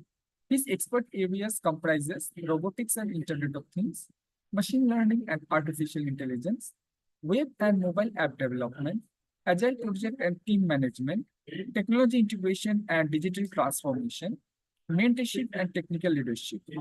So some of the publications of the author are CAD tools for 3D printing in 3D printed smart sensors and energy harvesting devices, concept fabrication and applications, Institute of Physics, IoT, the non-destructive fabrication, fault detection, electromagnetic design using machine learning, scenography, simulation of large network via small synthetic representative graphs, evaluation of open source learning management systems using design science research methodology, that has been published in the Proceedings of the World Conference on Education and Teaching, Internet of Things development platforms, a case of IBM BlueMix, Koblenz Landau University in the year 2016.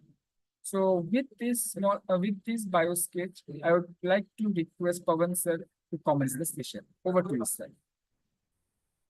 Thanks. Thank you very much. Am I audible clearly? Yes, sir. Yes. Good evening, everyone, and thank you, FTP team, for having me here today. Let me share my screen.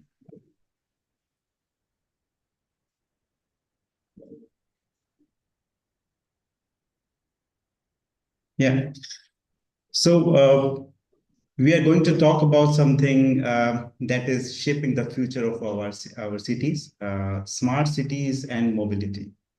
We will look at what smart cities mean, how mobility connects everything, and explore both the opportunities and challenges, especially in the context of Indian system. So I will also share some global and local example at the end of this presentation.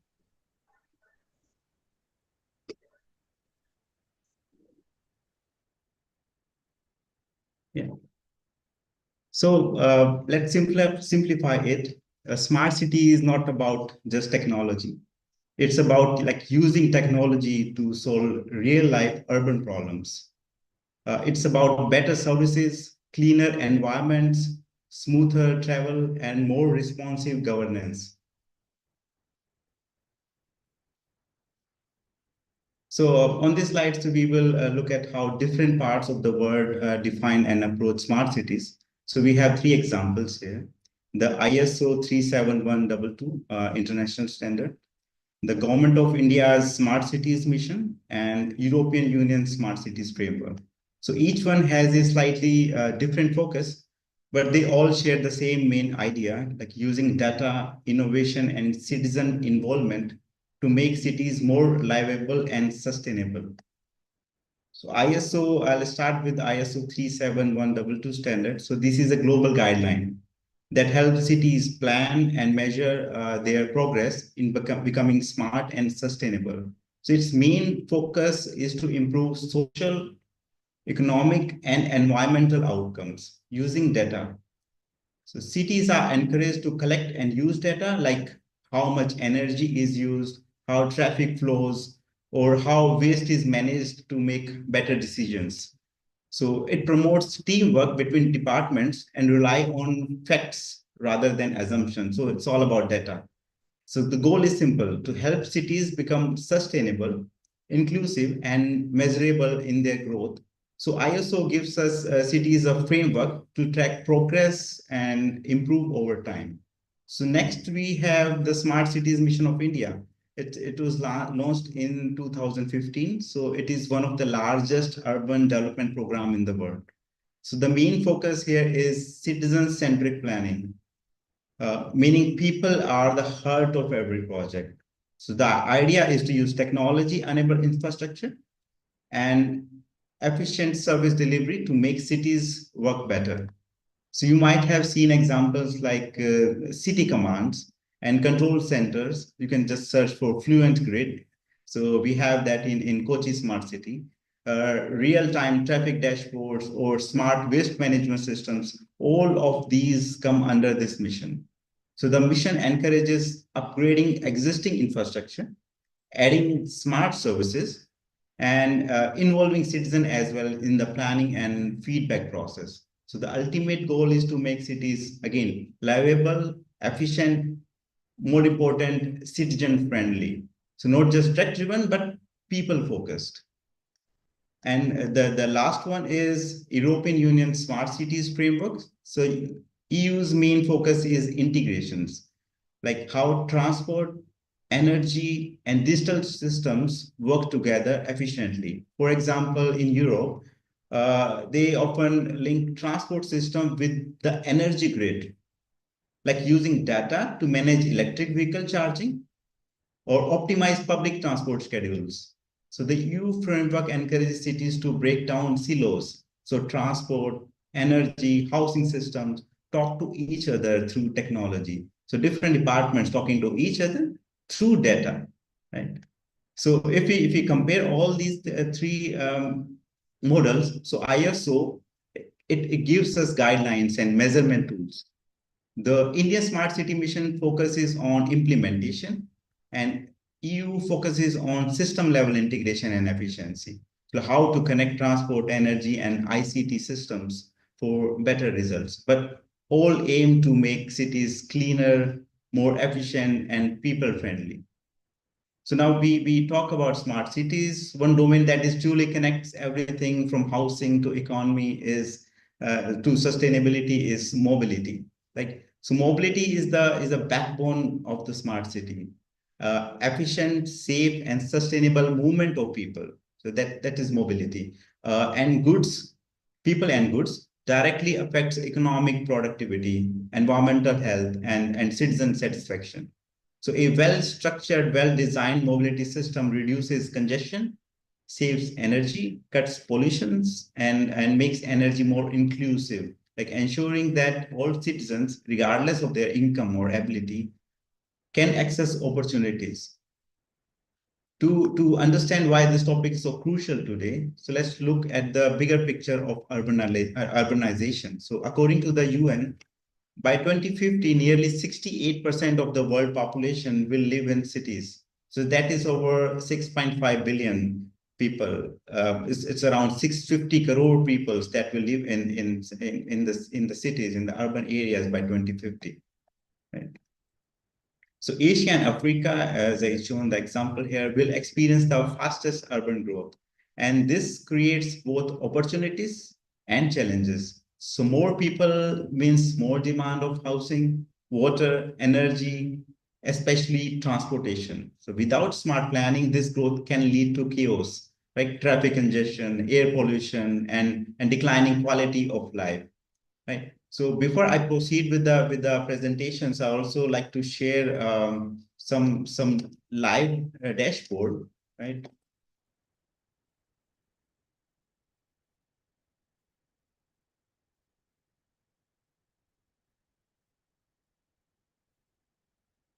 Yeah. So I think you're already aware of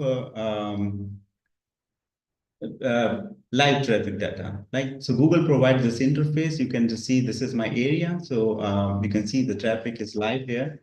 So also like AQI index. So we have some live dashboards. So Wajirpur, Delhi, North, West Delhi, India, air pollution. So it's really unhealthy for living, right? So and an example from my area. So again, the air quality index is not that good, right? So you have these live dashboards, like you can check for particulate matters or carbon monoxide level in your area, right? So these are like essential tools for the smart cities network, right? And also I created one short demo, and before I just continue my presentation. So this is a data that I simulated using Blink Cloud, right? So let me connect this. You'll see we have this dashboard, and this dashboard is this what is required in like for traffic control or for measuring your environment, right? So you can also, it's not only monitoring, you can also control the devices. Like this is simulation. This is it's not the actual data. So you can just pour power on the device. So we again connect.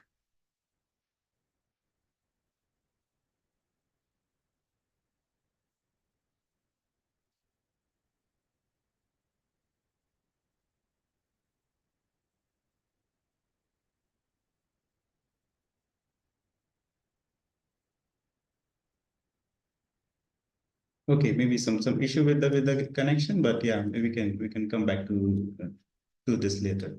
Yeah. So continue with my presentation. Yeah. So air quality index and pollution, this is important. So every smart city stands on like several core pillars, like physical infrastructure.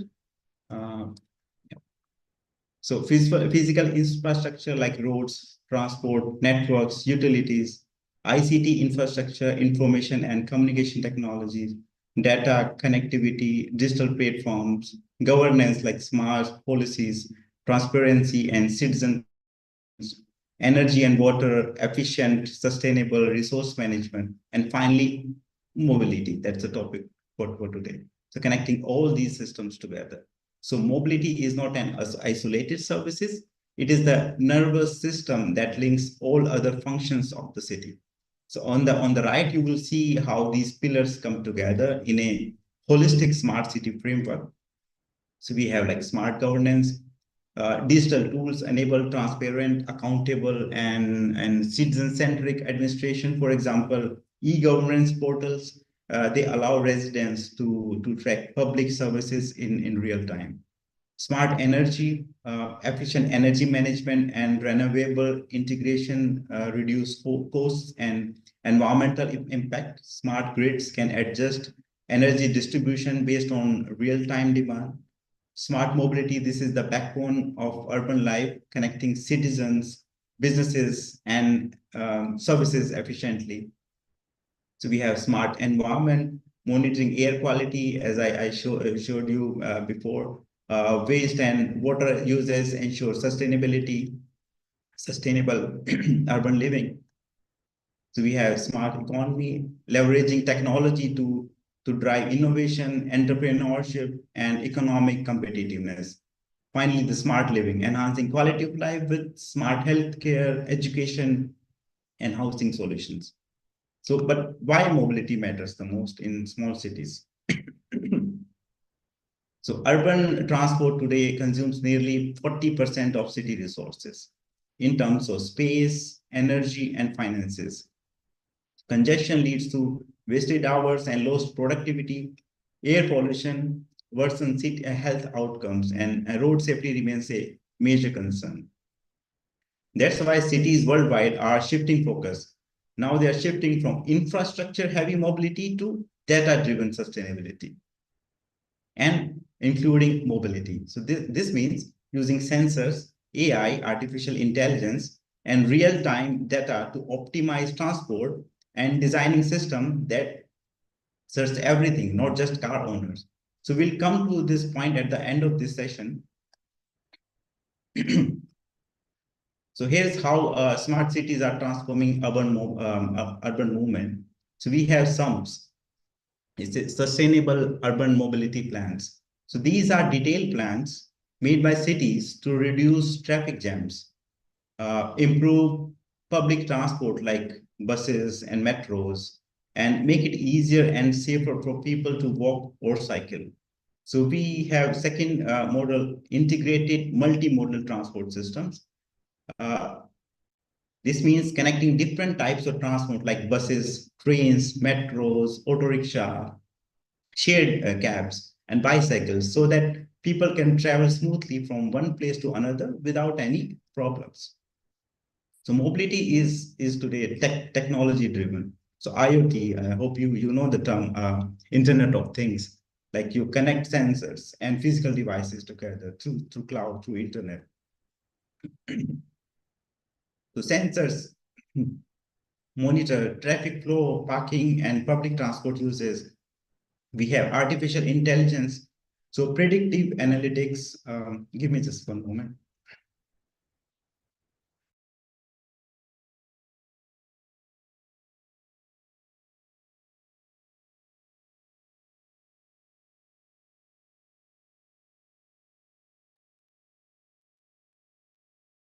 Thank you.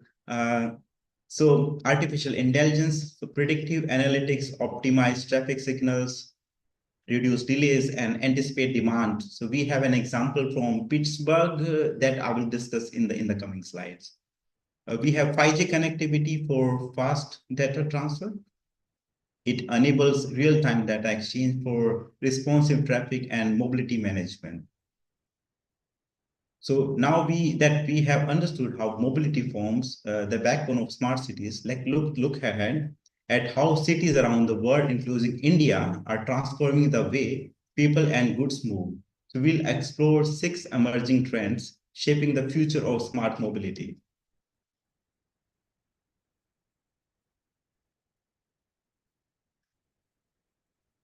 So the first one is intelligent transportation systems, ITS. So this is ITS are the core of modern urban mobility. So they integrate IoT, AI, and data analytics to make transport safer, faster, and more efficient.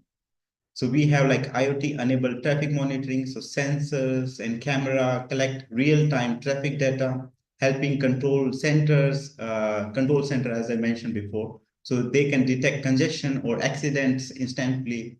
So in India, several major cities like Delhi and Bengaluru, so are already using these systems for live traffic management. So we have second one is adaptive traffic signals using AI. So a great global example is SureTrack in Petersburg, USA. So where AI-driven traffic signals adjust timing dynamically based on the live traffic flow. So reducing travel time by over 25% as per their report. So similar pilot projects are emerging in India as well in metro cities using AI-based adaptive lights. Right. So we also have like GPS-based smart public transport management. So GPS tracking enables commuters to know exactly when the bus will arrive. So Delhi's cluster bus system now uses GPS-enabled fleet management, similar to European system in cities like London and Amsterdam. So these systems improve reliability and passenger satisfaction. So we also have electric and autonomous mobility, which represent a massive global transition towards cleaner, smarter transport. So under India's FAME 2 scheme, so this is faster adoption and manufacturing of hybrid and electric vehicles. So subsidies and charging infrastructures have accelerated EU electric vehicles adoption. So global companies like Tesla and BYD, they are setting new benchmarks in performance and affordability.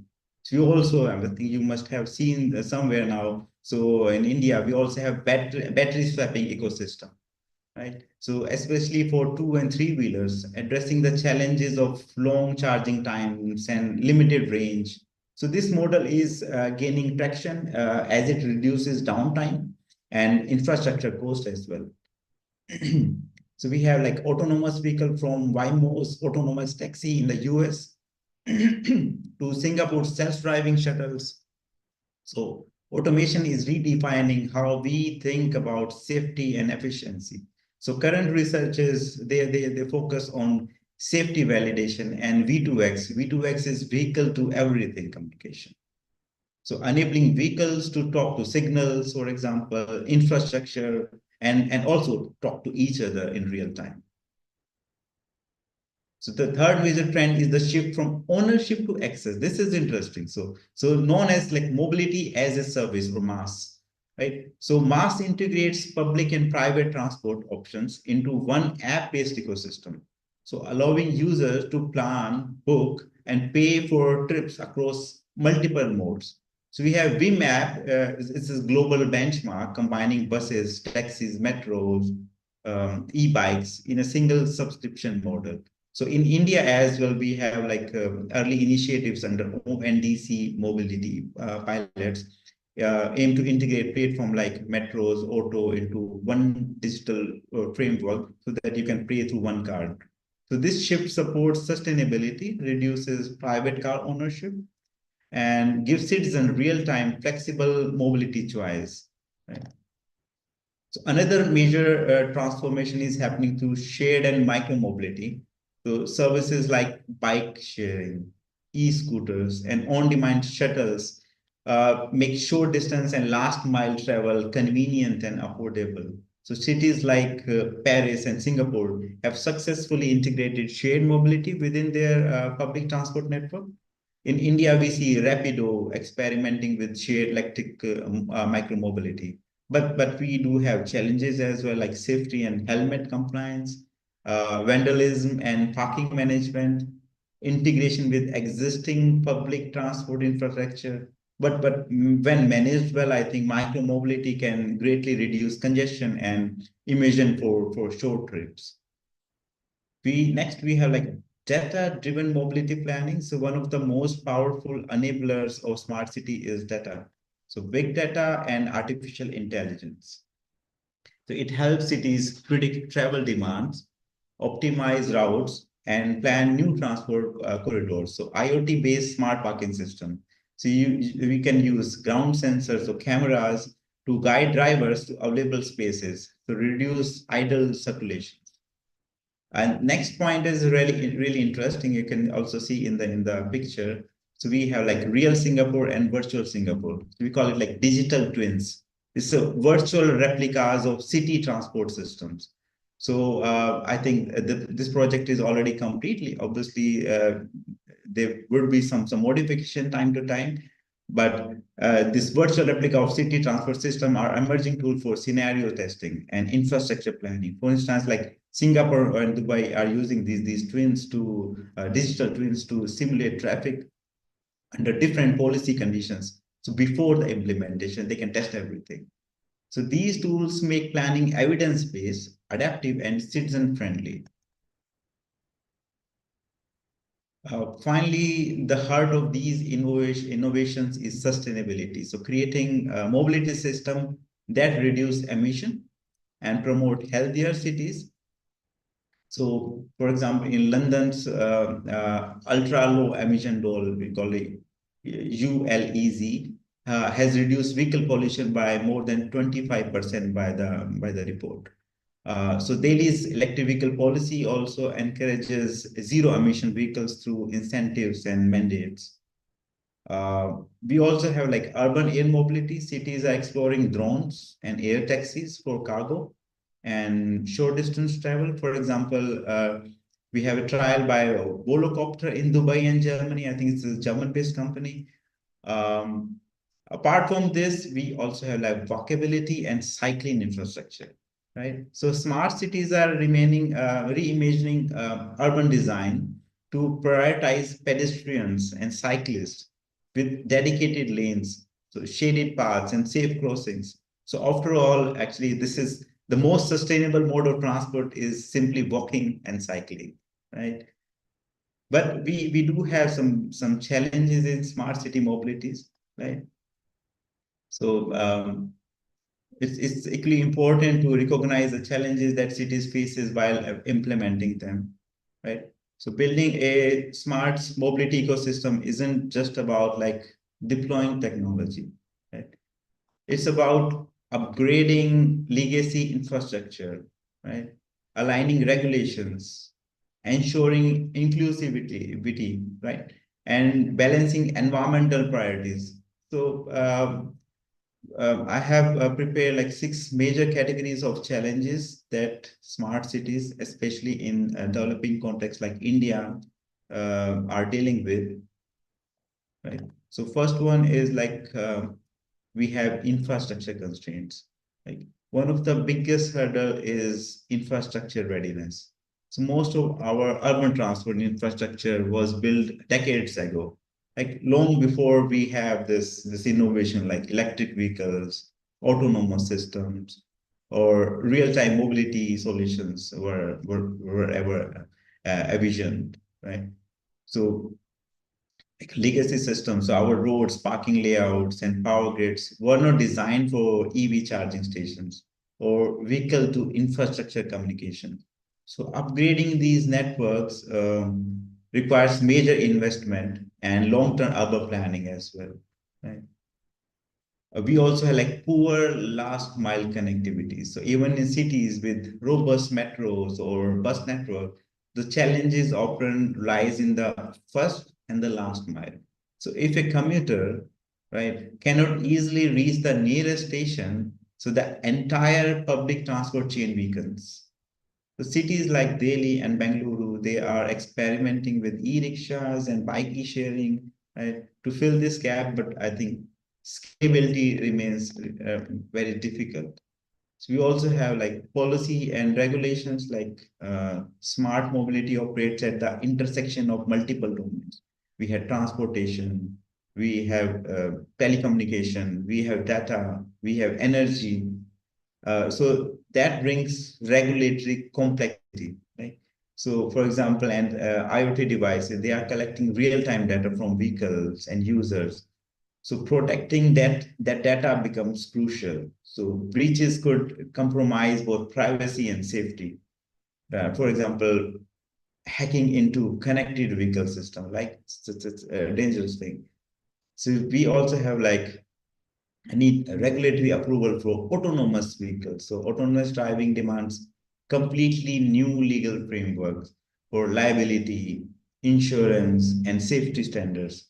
So while countries like US and Singapore, they have already started pilot regulations, India is still in early stage of policy formation, right? But a coordinated approach across ministries and city agencies that is essential to make regulation both enabling and safe. Right? Apart from this, we also have like financial challenges. Like building smart mobility system is capital intensive. Right? We need like high capital expenditure. For example, for electric vehicle charging infrastructure, for Internet of Things sensor networks, and 5G connectivity, we require like substantial upfront investment and ongoing maintenance as well, right? So having a system is not sufficient. We also need to maintain that, right? The smaller municipalities often struggle to justify these costs without clear short-term returns, right? We also have very interesting model. We call it like PPP model. It's a public-private partnership. But this is one solution. But we have alignment incentives that can be tricky. For example, like public sectors, they're focusing on long-term outcomes, while private sectors are involved. So private players, they are looking for quicker return of investment, right? So balancing both is key to sustainable implementation. So we also have like technology can transform cities, but it can also deepen inequality if not managed thoughtfully. Like we have digital divide, so not every citizen has access to smartphones, right? So digital payment systems or constant connectivity.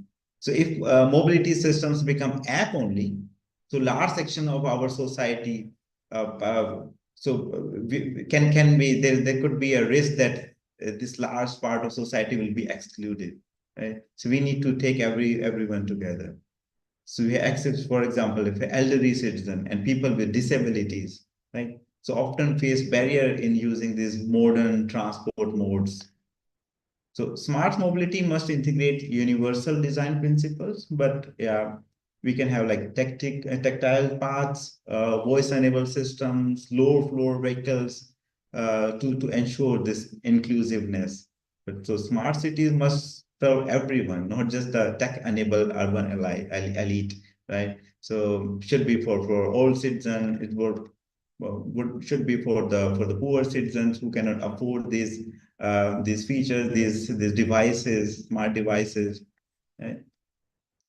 So so we also have important challenges. This is not related like social, but it's a technical barrier, right? I hope you already studying technology. So even when funding and policy exists, technology integration brings its own challenges. Like, for example, we have challenges of interoperability. So multiple IoT devices, platforms, vendors, they need to work together, right? Traffic sensors, vehicle system, parking apps, payment gateways. So everything. I mean, these all features they should work together. So without open standards, so these systems become isolated silos. So reducing efficiency.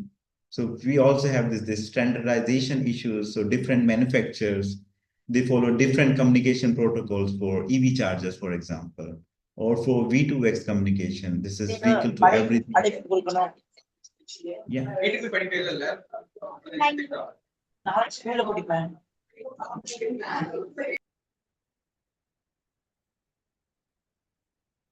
Okay, so we have this standardization issues as well. So developing national and global standard is critical to enable seamless data exchange. So this is there where coordination between different entities like government, academia like yours, and industry becomes very, very essential. We also have like environmental changes, like even greener technology brings their own environmental pressures. For example, we have e-waste from electric vehicle batteries. So rise of electric vehicles means rising volume of used batteries. So that contains harmful material. So safe recycling and disposal systems are still developing in India. Yeah, we need better infrastructure first. So we have like expanding transport corridor and parking infrastructure. We can have issues like encroach on green areas and agricultural land. So without proper integrated urban planning, mobility improvements can unintentionally like worsen air quality or congestion. So the key is to look at the sustainability in a full life cycle sense. So from production and use of recycling and reuse. Uh, we also have like a few case studies, right? So let's look at a few real world example of how different cities are approaching smart mobility, right? So each case reflects a unique context from highly planned city states like we have Singapore to fast growing Indian metros, but all these share a common goal. We need to create integrated, efficient, and sustainable urban mobility system. Right? So we have let's start with Singapore first. Right? I already mentioned about digital twins. Right? So this is often considered the global benchmark for smart mobility. So under its Smart Mobility 2030 plan, Singapore aims to create an integrated, seamless, and sustainable transport ecosystem.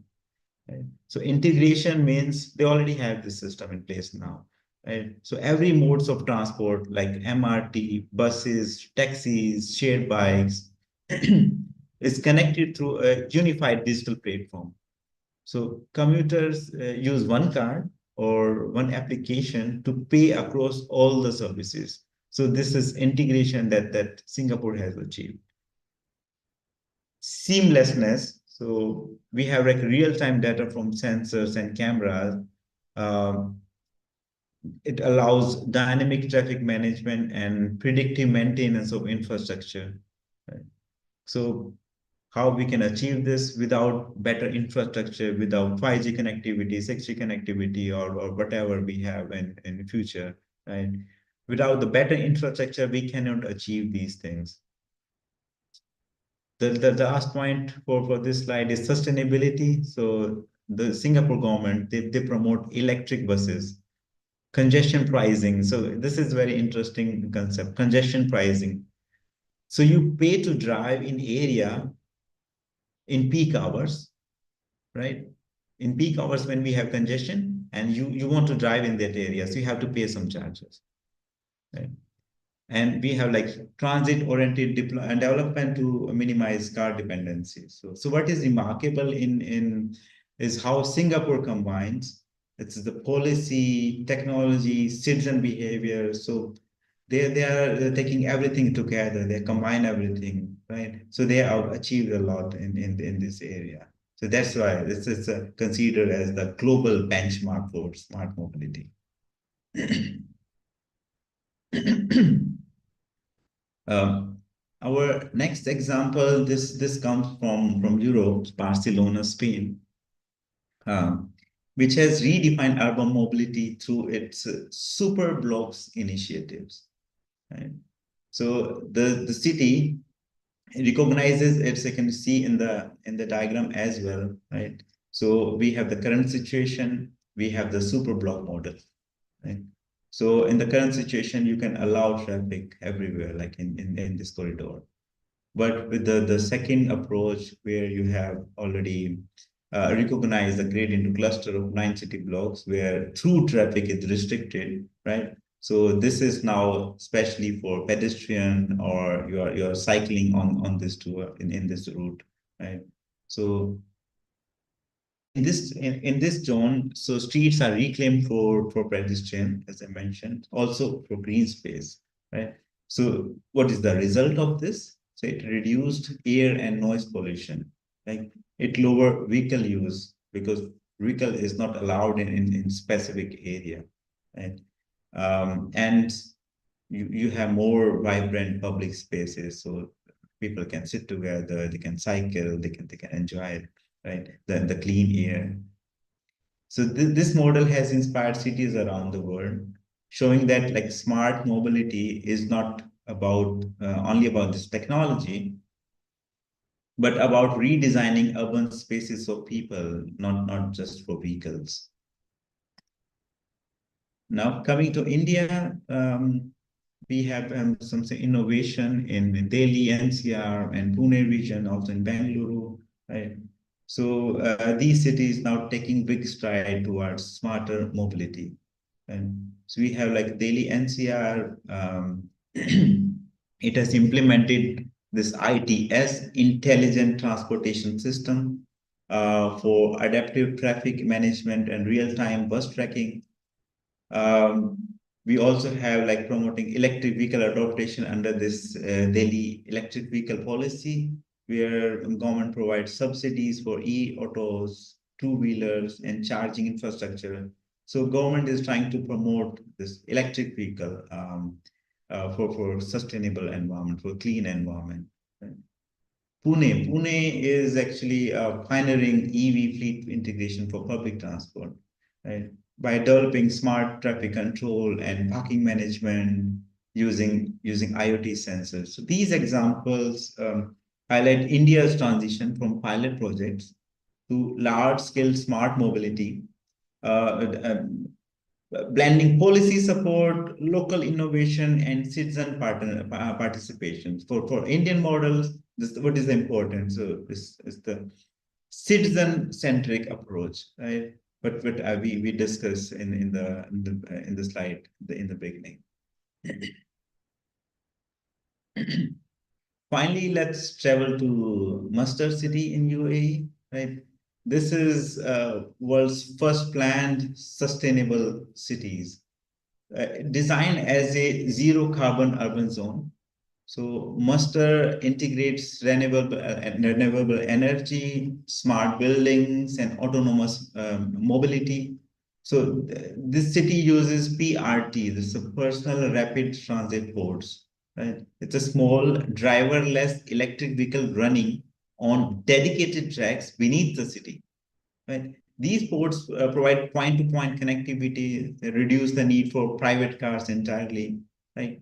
While Muster is still evolving, it represents a futuristic vision, like where autonomous, electric, and clean mobility is fully embedded into city design from the start. Right? So these case studies from Singapore to Muster shows that there is no single formula for smart mobility. Some cities like emphasize technologies, other focuses on urban design or policy innovation, but together they illustrate a powerful idea. Like smart mobility succeeds when it aligns technology, sustainability, and citizens' well-being. Right. So this is really important. Let me see if my demo is working or not.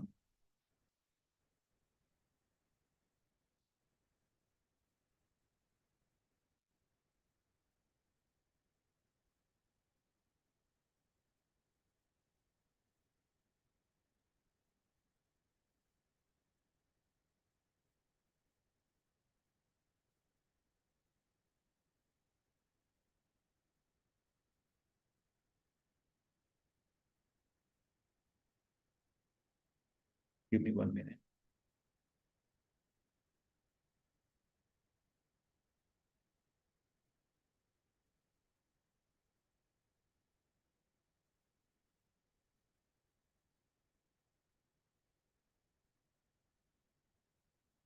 Yeah.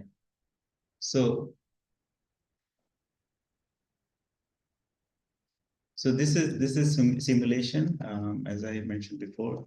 So you can switch on and switch on devices as well, right? So it's not only about monitoring, right? It is also about controlling. So you can just turn off the heating system. You see the status here, right? It triggers the devices. You can also power on the devices. So heating, you can switch on the heating, right? So using such dashboard, you can visualize like air quality index. You can also visualize traffic, live traffic. You can also visualize who has broken the law and during the travel, right? So you can have online challan systems. You have camera in place, right? If you're over speeding, you can just they can capture your image. You capture the image of your car and also recognizes the number plates. You can instantly generate the challan and can be SMS to you, right? So you can email to you. And so this is interesting technology improvement that we have seen today. So also have a few small devices. This is for hobby purpose. Like we have like Arduino, and this is IoT device. I also have like ESP8266 module. This is Wi-Fi module. So you can use these small sensors. Also very interesting. I have this small sensor that can give you the air quality level, like different levels, like what is the carbon monoxide level, what is the level of other gases in the environment, right? So you can connect it through your application to Bluetooth, like you can connect, you have this is Bluetooth device, right? You can connect it to Arduino, you can also connect it to ESP or Raspberry Pi. I think you have already heard of these few things, right? These devices. Yeah, so coming back to our presentation again.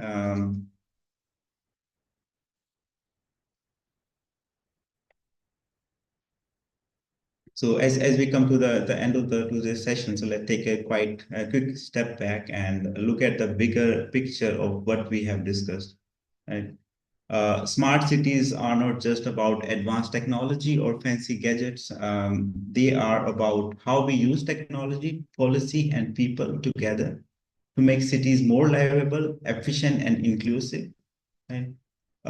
Throughout the discussion, we saw technology, it provides the tools. Like we have IoT, Internet of Things, we have artificial intelligence, we have electric vehicles, we have data analytics. So technology provides the tools.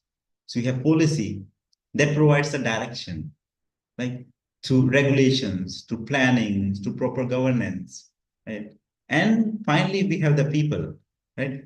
People provide the purpose. So because every innovation must ultimately serve citizens, right? So we explore like how mobility connects every aspect of a smart city, from economy and environmental to energy and governance. And across all example, from Singapore to Delhi, three core themes stood out. So one is sustainability, second one is inclusivity, and third one is innovation, right? So the real success of smart cities will depend not only on smart infrastructure, but also on but also on smart collaborations between government, academia, industry, and citizens. So each of us has a role to play in shaping that future. So whether through research, design, or community engagement, right? Um, So I'm closing a bit early because previous speaker took a bit time. So I don't want to, I have a hard cut at 9. So I would like to open the floor now for your thoughts and questions. So let's have a brief open discussion. And if anyone is working on related research or projects, I would be happy to explore possible collaborations or ideas. Right. Thank you. We also have some quiz, Deepak sir. Should I ask here or for next? I mean, offline. If anyone want to ask anything, please ask.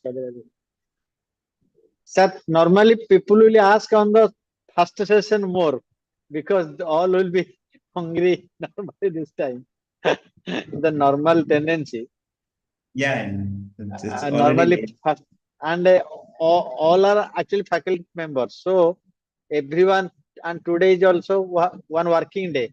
So after one rigid schedule, again attending two session, it's a little. Anyway, please ask anything. If anyone want to ask anything. Hello, good evening, sir. Good evening. Sir, I am Jagdish from Aditya University. Yes, sir.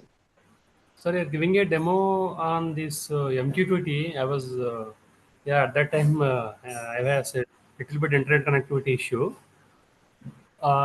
Sir, can we use a set of sensors, maybe in our university, in our college, okay, to transmit the data from like a weather station to any other console? Is it possible through MQTT protocol, sir? Yes, definitely. MQTT protocol, this is specially designed for small devices, right? We have AMQP protocol, we have MQTT protocol, right? So these are based on pub sub model. It's a publish subscribe model, right? I'll give you one very easy example from the real world, right? For example, we are the subscriber, like for example, you are the subscribers, right? I'm the one who is publishing the magazine, for example, right? So you subscribe for this magazine. Let's say it's a weekly magazine, or whenever the magazine is published. So I will push that. I will share that magazine with you. So this is the pub sub model, right? You subscribe to some events. You subscribe to some events like temperature in Delhi, yeah, temperature in ABC city, or like this quality air quality index in this city, right? You are subscribed to these events, right? These topics, we call it topics, right? And when this topic is available, you get the answer, you get the response, you get the data about this topic, right? So normally when you browse through your browser, like you have HTTP protocol, right? So it's a different protocol, and MQTT is a design for small devices. You can have like mosquitoes. There are other tools as well, so you can use that freely. Yes, sir. Thank you, sir. Thank you for your valuable words, sir. Sir, is there any free tools available for us, or any limitation is there for the users for implementing these kind of protocols, maybe for laboratory uses? Yeah, if you do you want to use it internally, or you want to also uh, pass the data to other networks as well? Maybe within the lab, sir. For example, maybe in my lab, I have a set of sensors. Like then this data I want to transmit to maybe some other port. This Yeah. kind of experiment we want to perform. Yeah, you can use, because we already have router, we have Wi-Fi network, right? So if you connect from one computer to another, so through this local network, you can Yes, sir. connect Yes, to sir. the right. Yes, sir. So there's this um, um, one tool, Things board. So this is open Uh, source, right? yes, Things sir. board. Yeah, so you can use that as well. And I think if your students, you have like basic knowledge of Python, you can also create your own server, right? It's not that difficult. You can, right now we Yes, sir. have so much information available on internet, right? Yes, So creating your own server is also possible, right? yes, sir. Sir, So, can I ask one and more question? yeah, please. Sir, actually, sir, in our area, there are areas where there is no groundwater is available. So what farmers are doing, they are getting the groundwater from somewhere else. So they are using the bore wells over there. From the bore wells, they are using the underground pipelines to transport the water to one place to one more place. So meanwhile, what happened? The PVC pipes are breaking due to maybe pressure from the outside environment or something else.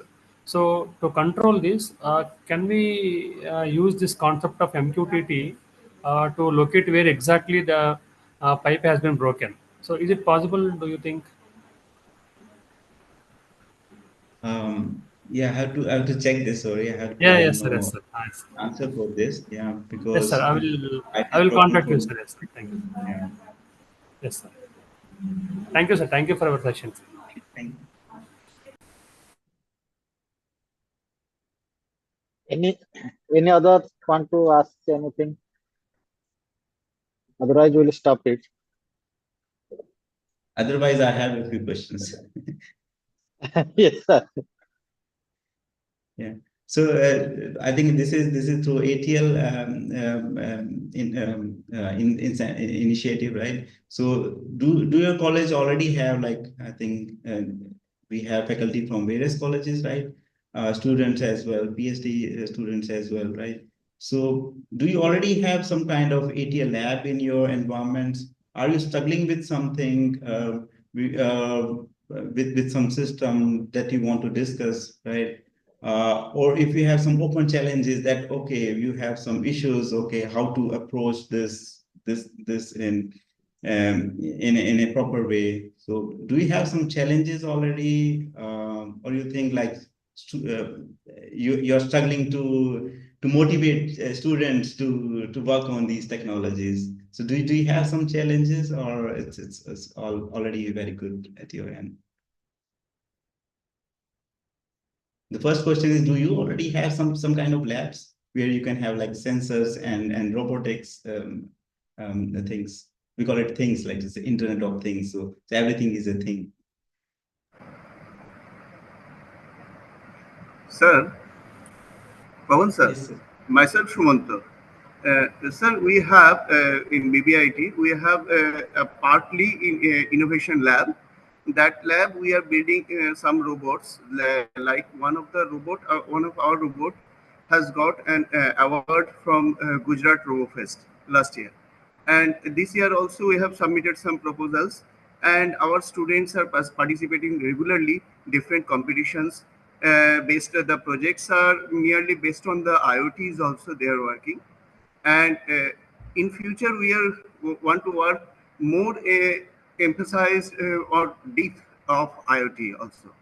So if you want to collaborate with us, or if you give some input to our students, that is better for us, sir. Yes, sure, sir. I would like to be part of this. So already happy to deliver lectures on different topics. So IoT, this is one of the topic that I like very much. Related topics, we have like 3D modeling, right? We have 3D tools like Blender. You can have 3D design using Blender, right? Also, my area of interest are PCB designing and fabrication as well. Like you can use some different tools like Autodesk. There's other free tools as well available, right? So if you want to have me for any of these topics, I'm happy to be part of this. Okay, sir. Actually, the students are working on the prototype also, from the proof of concept to the prototype. That the objective, we have a lab with equipped with the 3D printers also we have, and our students are enabled to do the AutoCAD designs and as well as the complete setup of robotics. And one of the speakers that tomorrow is Devanik Roy sir from Bhava Atomic Research Center. He is also now associated with us. He is also guiding some of the students for some robotic projects also. That we are trying to say that trying to collaborate with the peoples, those who can give input to our students also, because right now they need to make the EC is actually embedded is booming side. So we want to collaborate with such type of people like you, sir, also. So it is we are very opportunistic. We have got you as a speaker in our FDP. Thank you, sir. It's my pleasure. Yeah, sir, this is Jagdish once again from Aditya University. Yes, sir, we have established the IoT lab. We are training our students since last 4 years. And we have like Arduino, Node MCU, Raspberry Pi, and other sensors also. We are encouraging our students to participate recently in LNT TechEM Challenge. Earlier, we submitted a proposal for IIT Bombay Atman 2.0 project. But unfortunately, we didn't get that. But our students are actually participating in this kind of hackathons, especially in the IoT side. But the problem is we don't have the industry collaboration. If we have industry collaboration, definitely we will look into what uh, uh, what the problems the society is expecting. Accordingly, we may work on that. So with this idea only, we are participating now in the LNT TechM challenge, sir. So yes, sir. This is from my side. Thank you, sir. Thank you. I think industrial and academia collaboration, this is essential in today's world, because what I see from other universities, other colleges, right now this thing is improving, but students, they lack the basic knowledge now, right? With the increased use of AI technology like ChatGPT and other tools, so they're finding it is so easy that they now not working on the basics, right? I'm happy to see that you already have some labs there where students can have experiments, right? It's a really good thing. But yeah, this is for the students now, because this is challenging time, right? Now things are shifting from again software development, from software side to the core areas like mechanics, electronics, right? So this Yes, sir. shift is there. It's really challenging and interesting for you guys. Good evening, sir. Myself Kakuri Gupta from Northwest Institute of Technology. Sir, I'm the HOD of the EC. Sir, you are showing the for because you are with Calibite industry. So we want also the MOM with the industry and academic. Okay, if you support us, then we will be happy. Yes, ma'am, sure. So this is just a brief about Kelly Byte. So Kelly Byte, we started in 2021, but yeah, the foundation we laid through RoboZex. This is another firm that we have. So we also have a German company that is in partnership with Kelly Byte, right? So it's a collaboration of different industries already.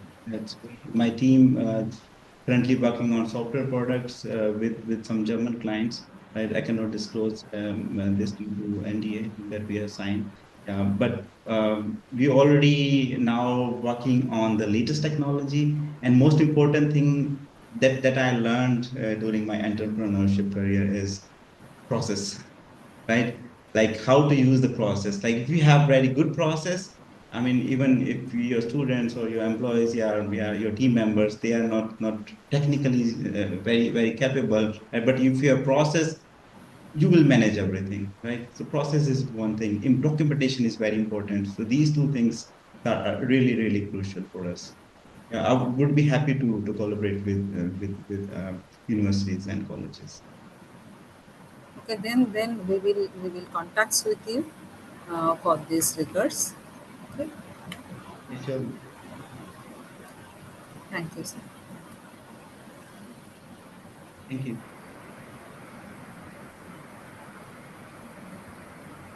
Any other want to ask anything? Otherwise,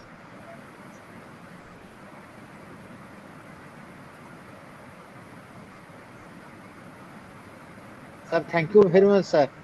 Although it is just short session, but we have discussed so many practical aspects here, sir. Thank you very much, sir. Again, any other program there, we will ask you. We will try to collaborate with you. Thank you very much, sir. I will Thank you, get sir. back Thank you. with you all other requirements. Thank you very much, sir. Yes, thank you. Thank you, sir. Thank you.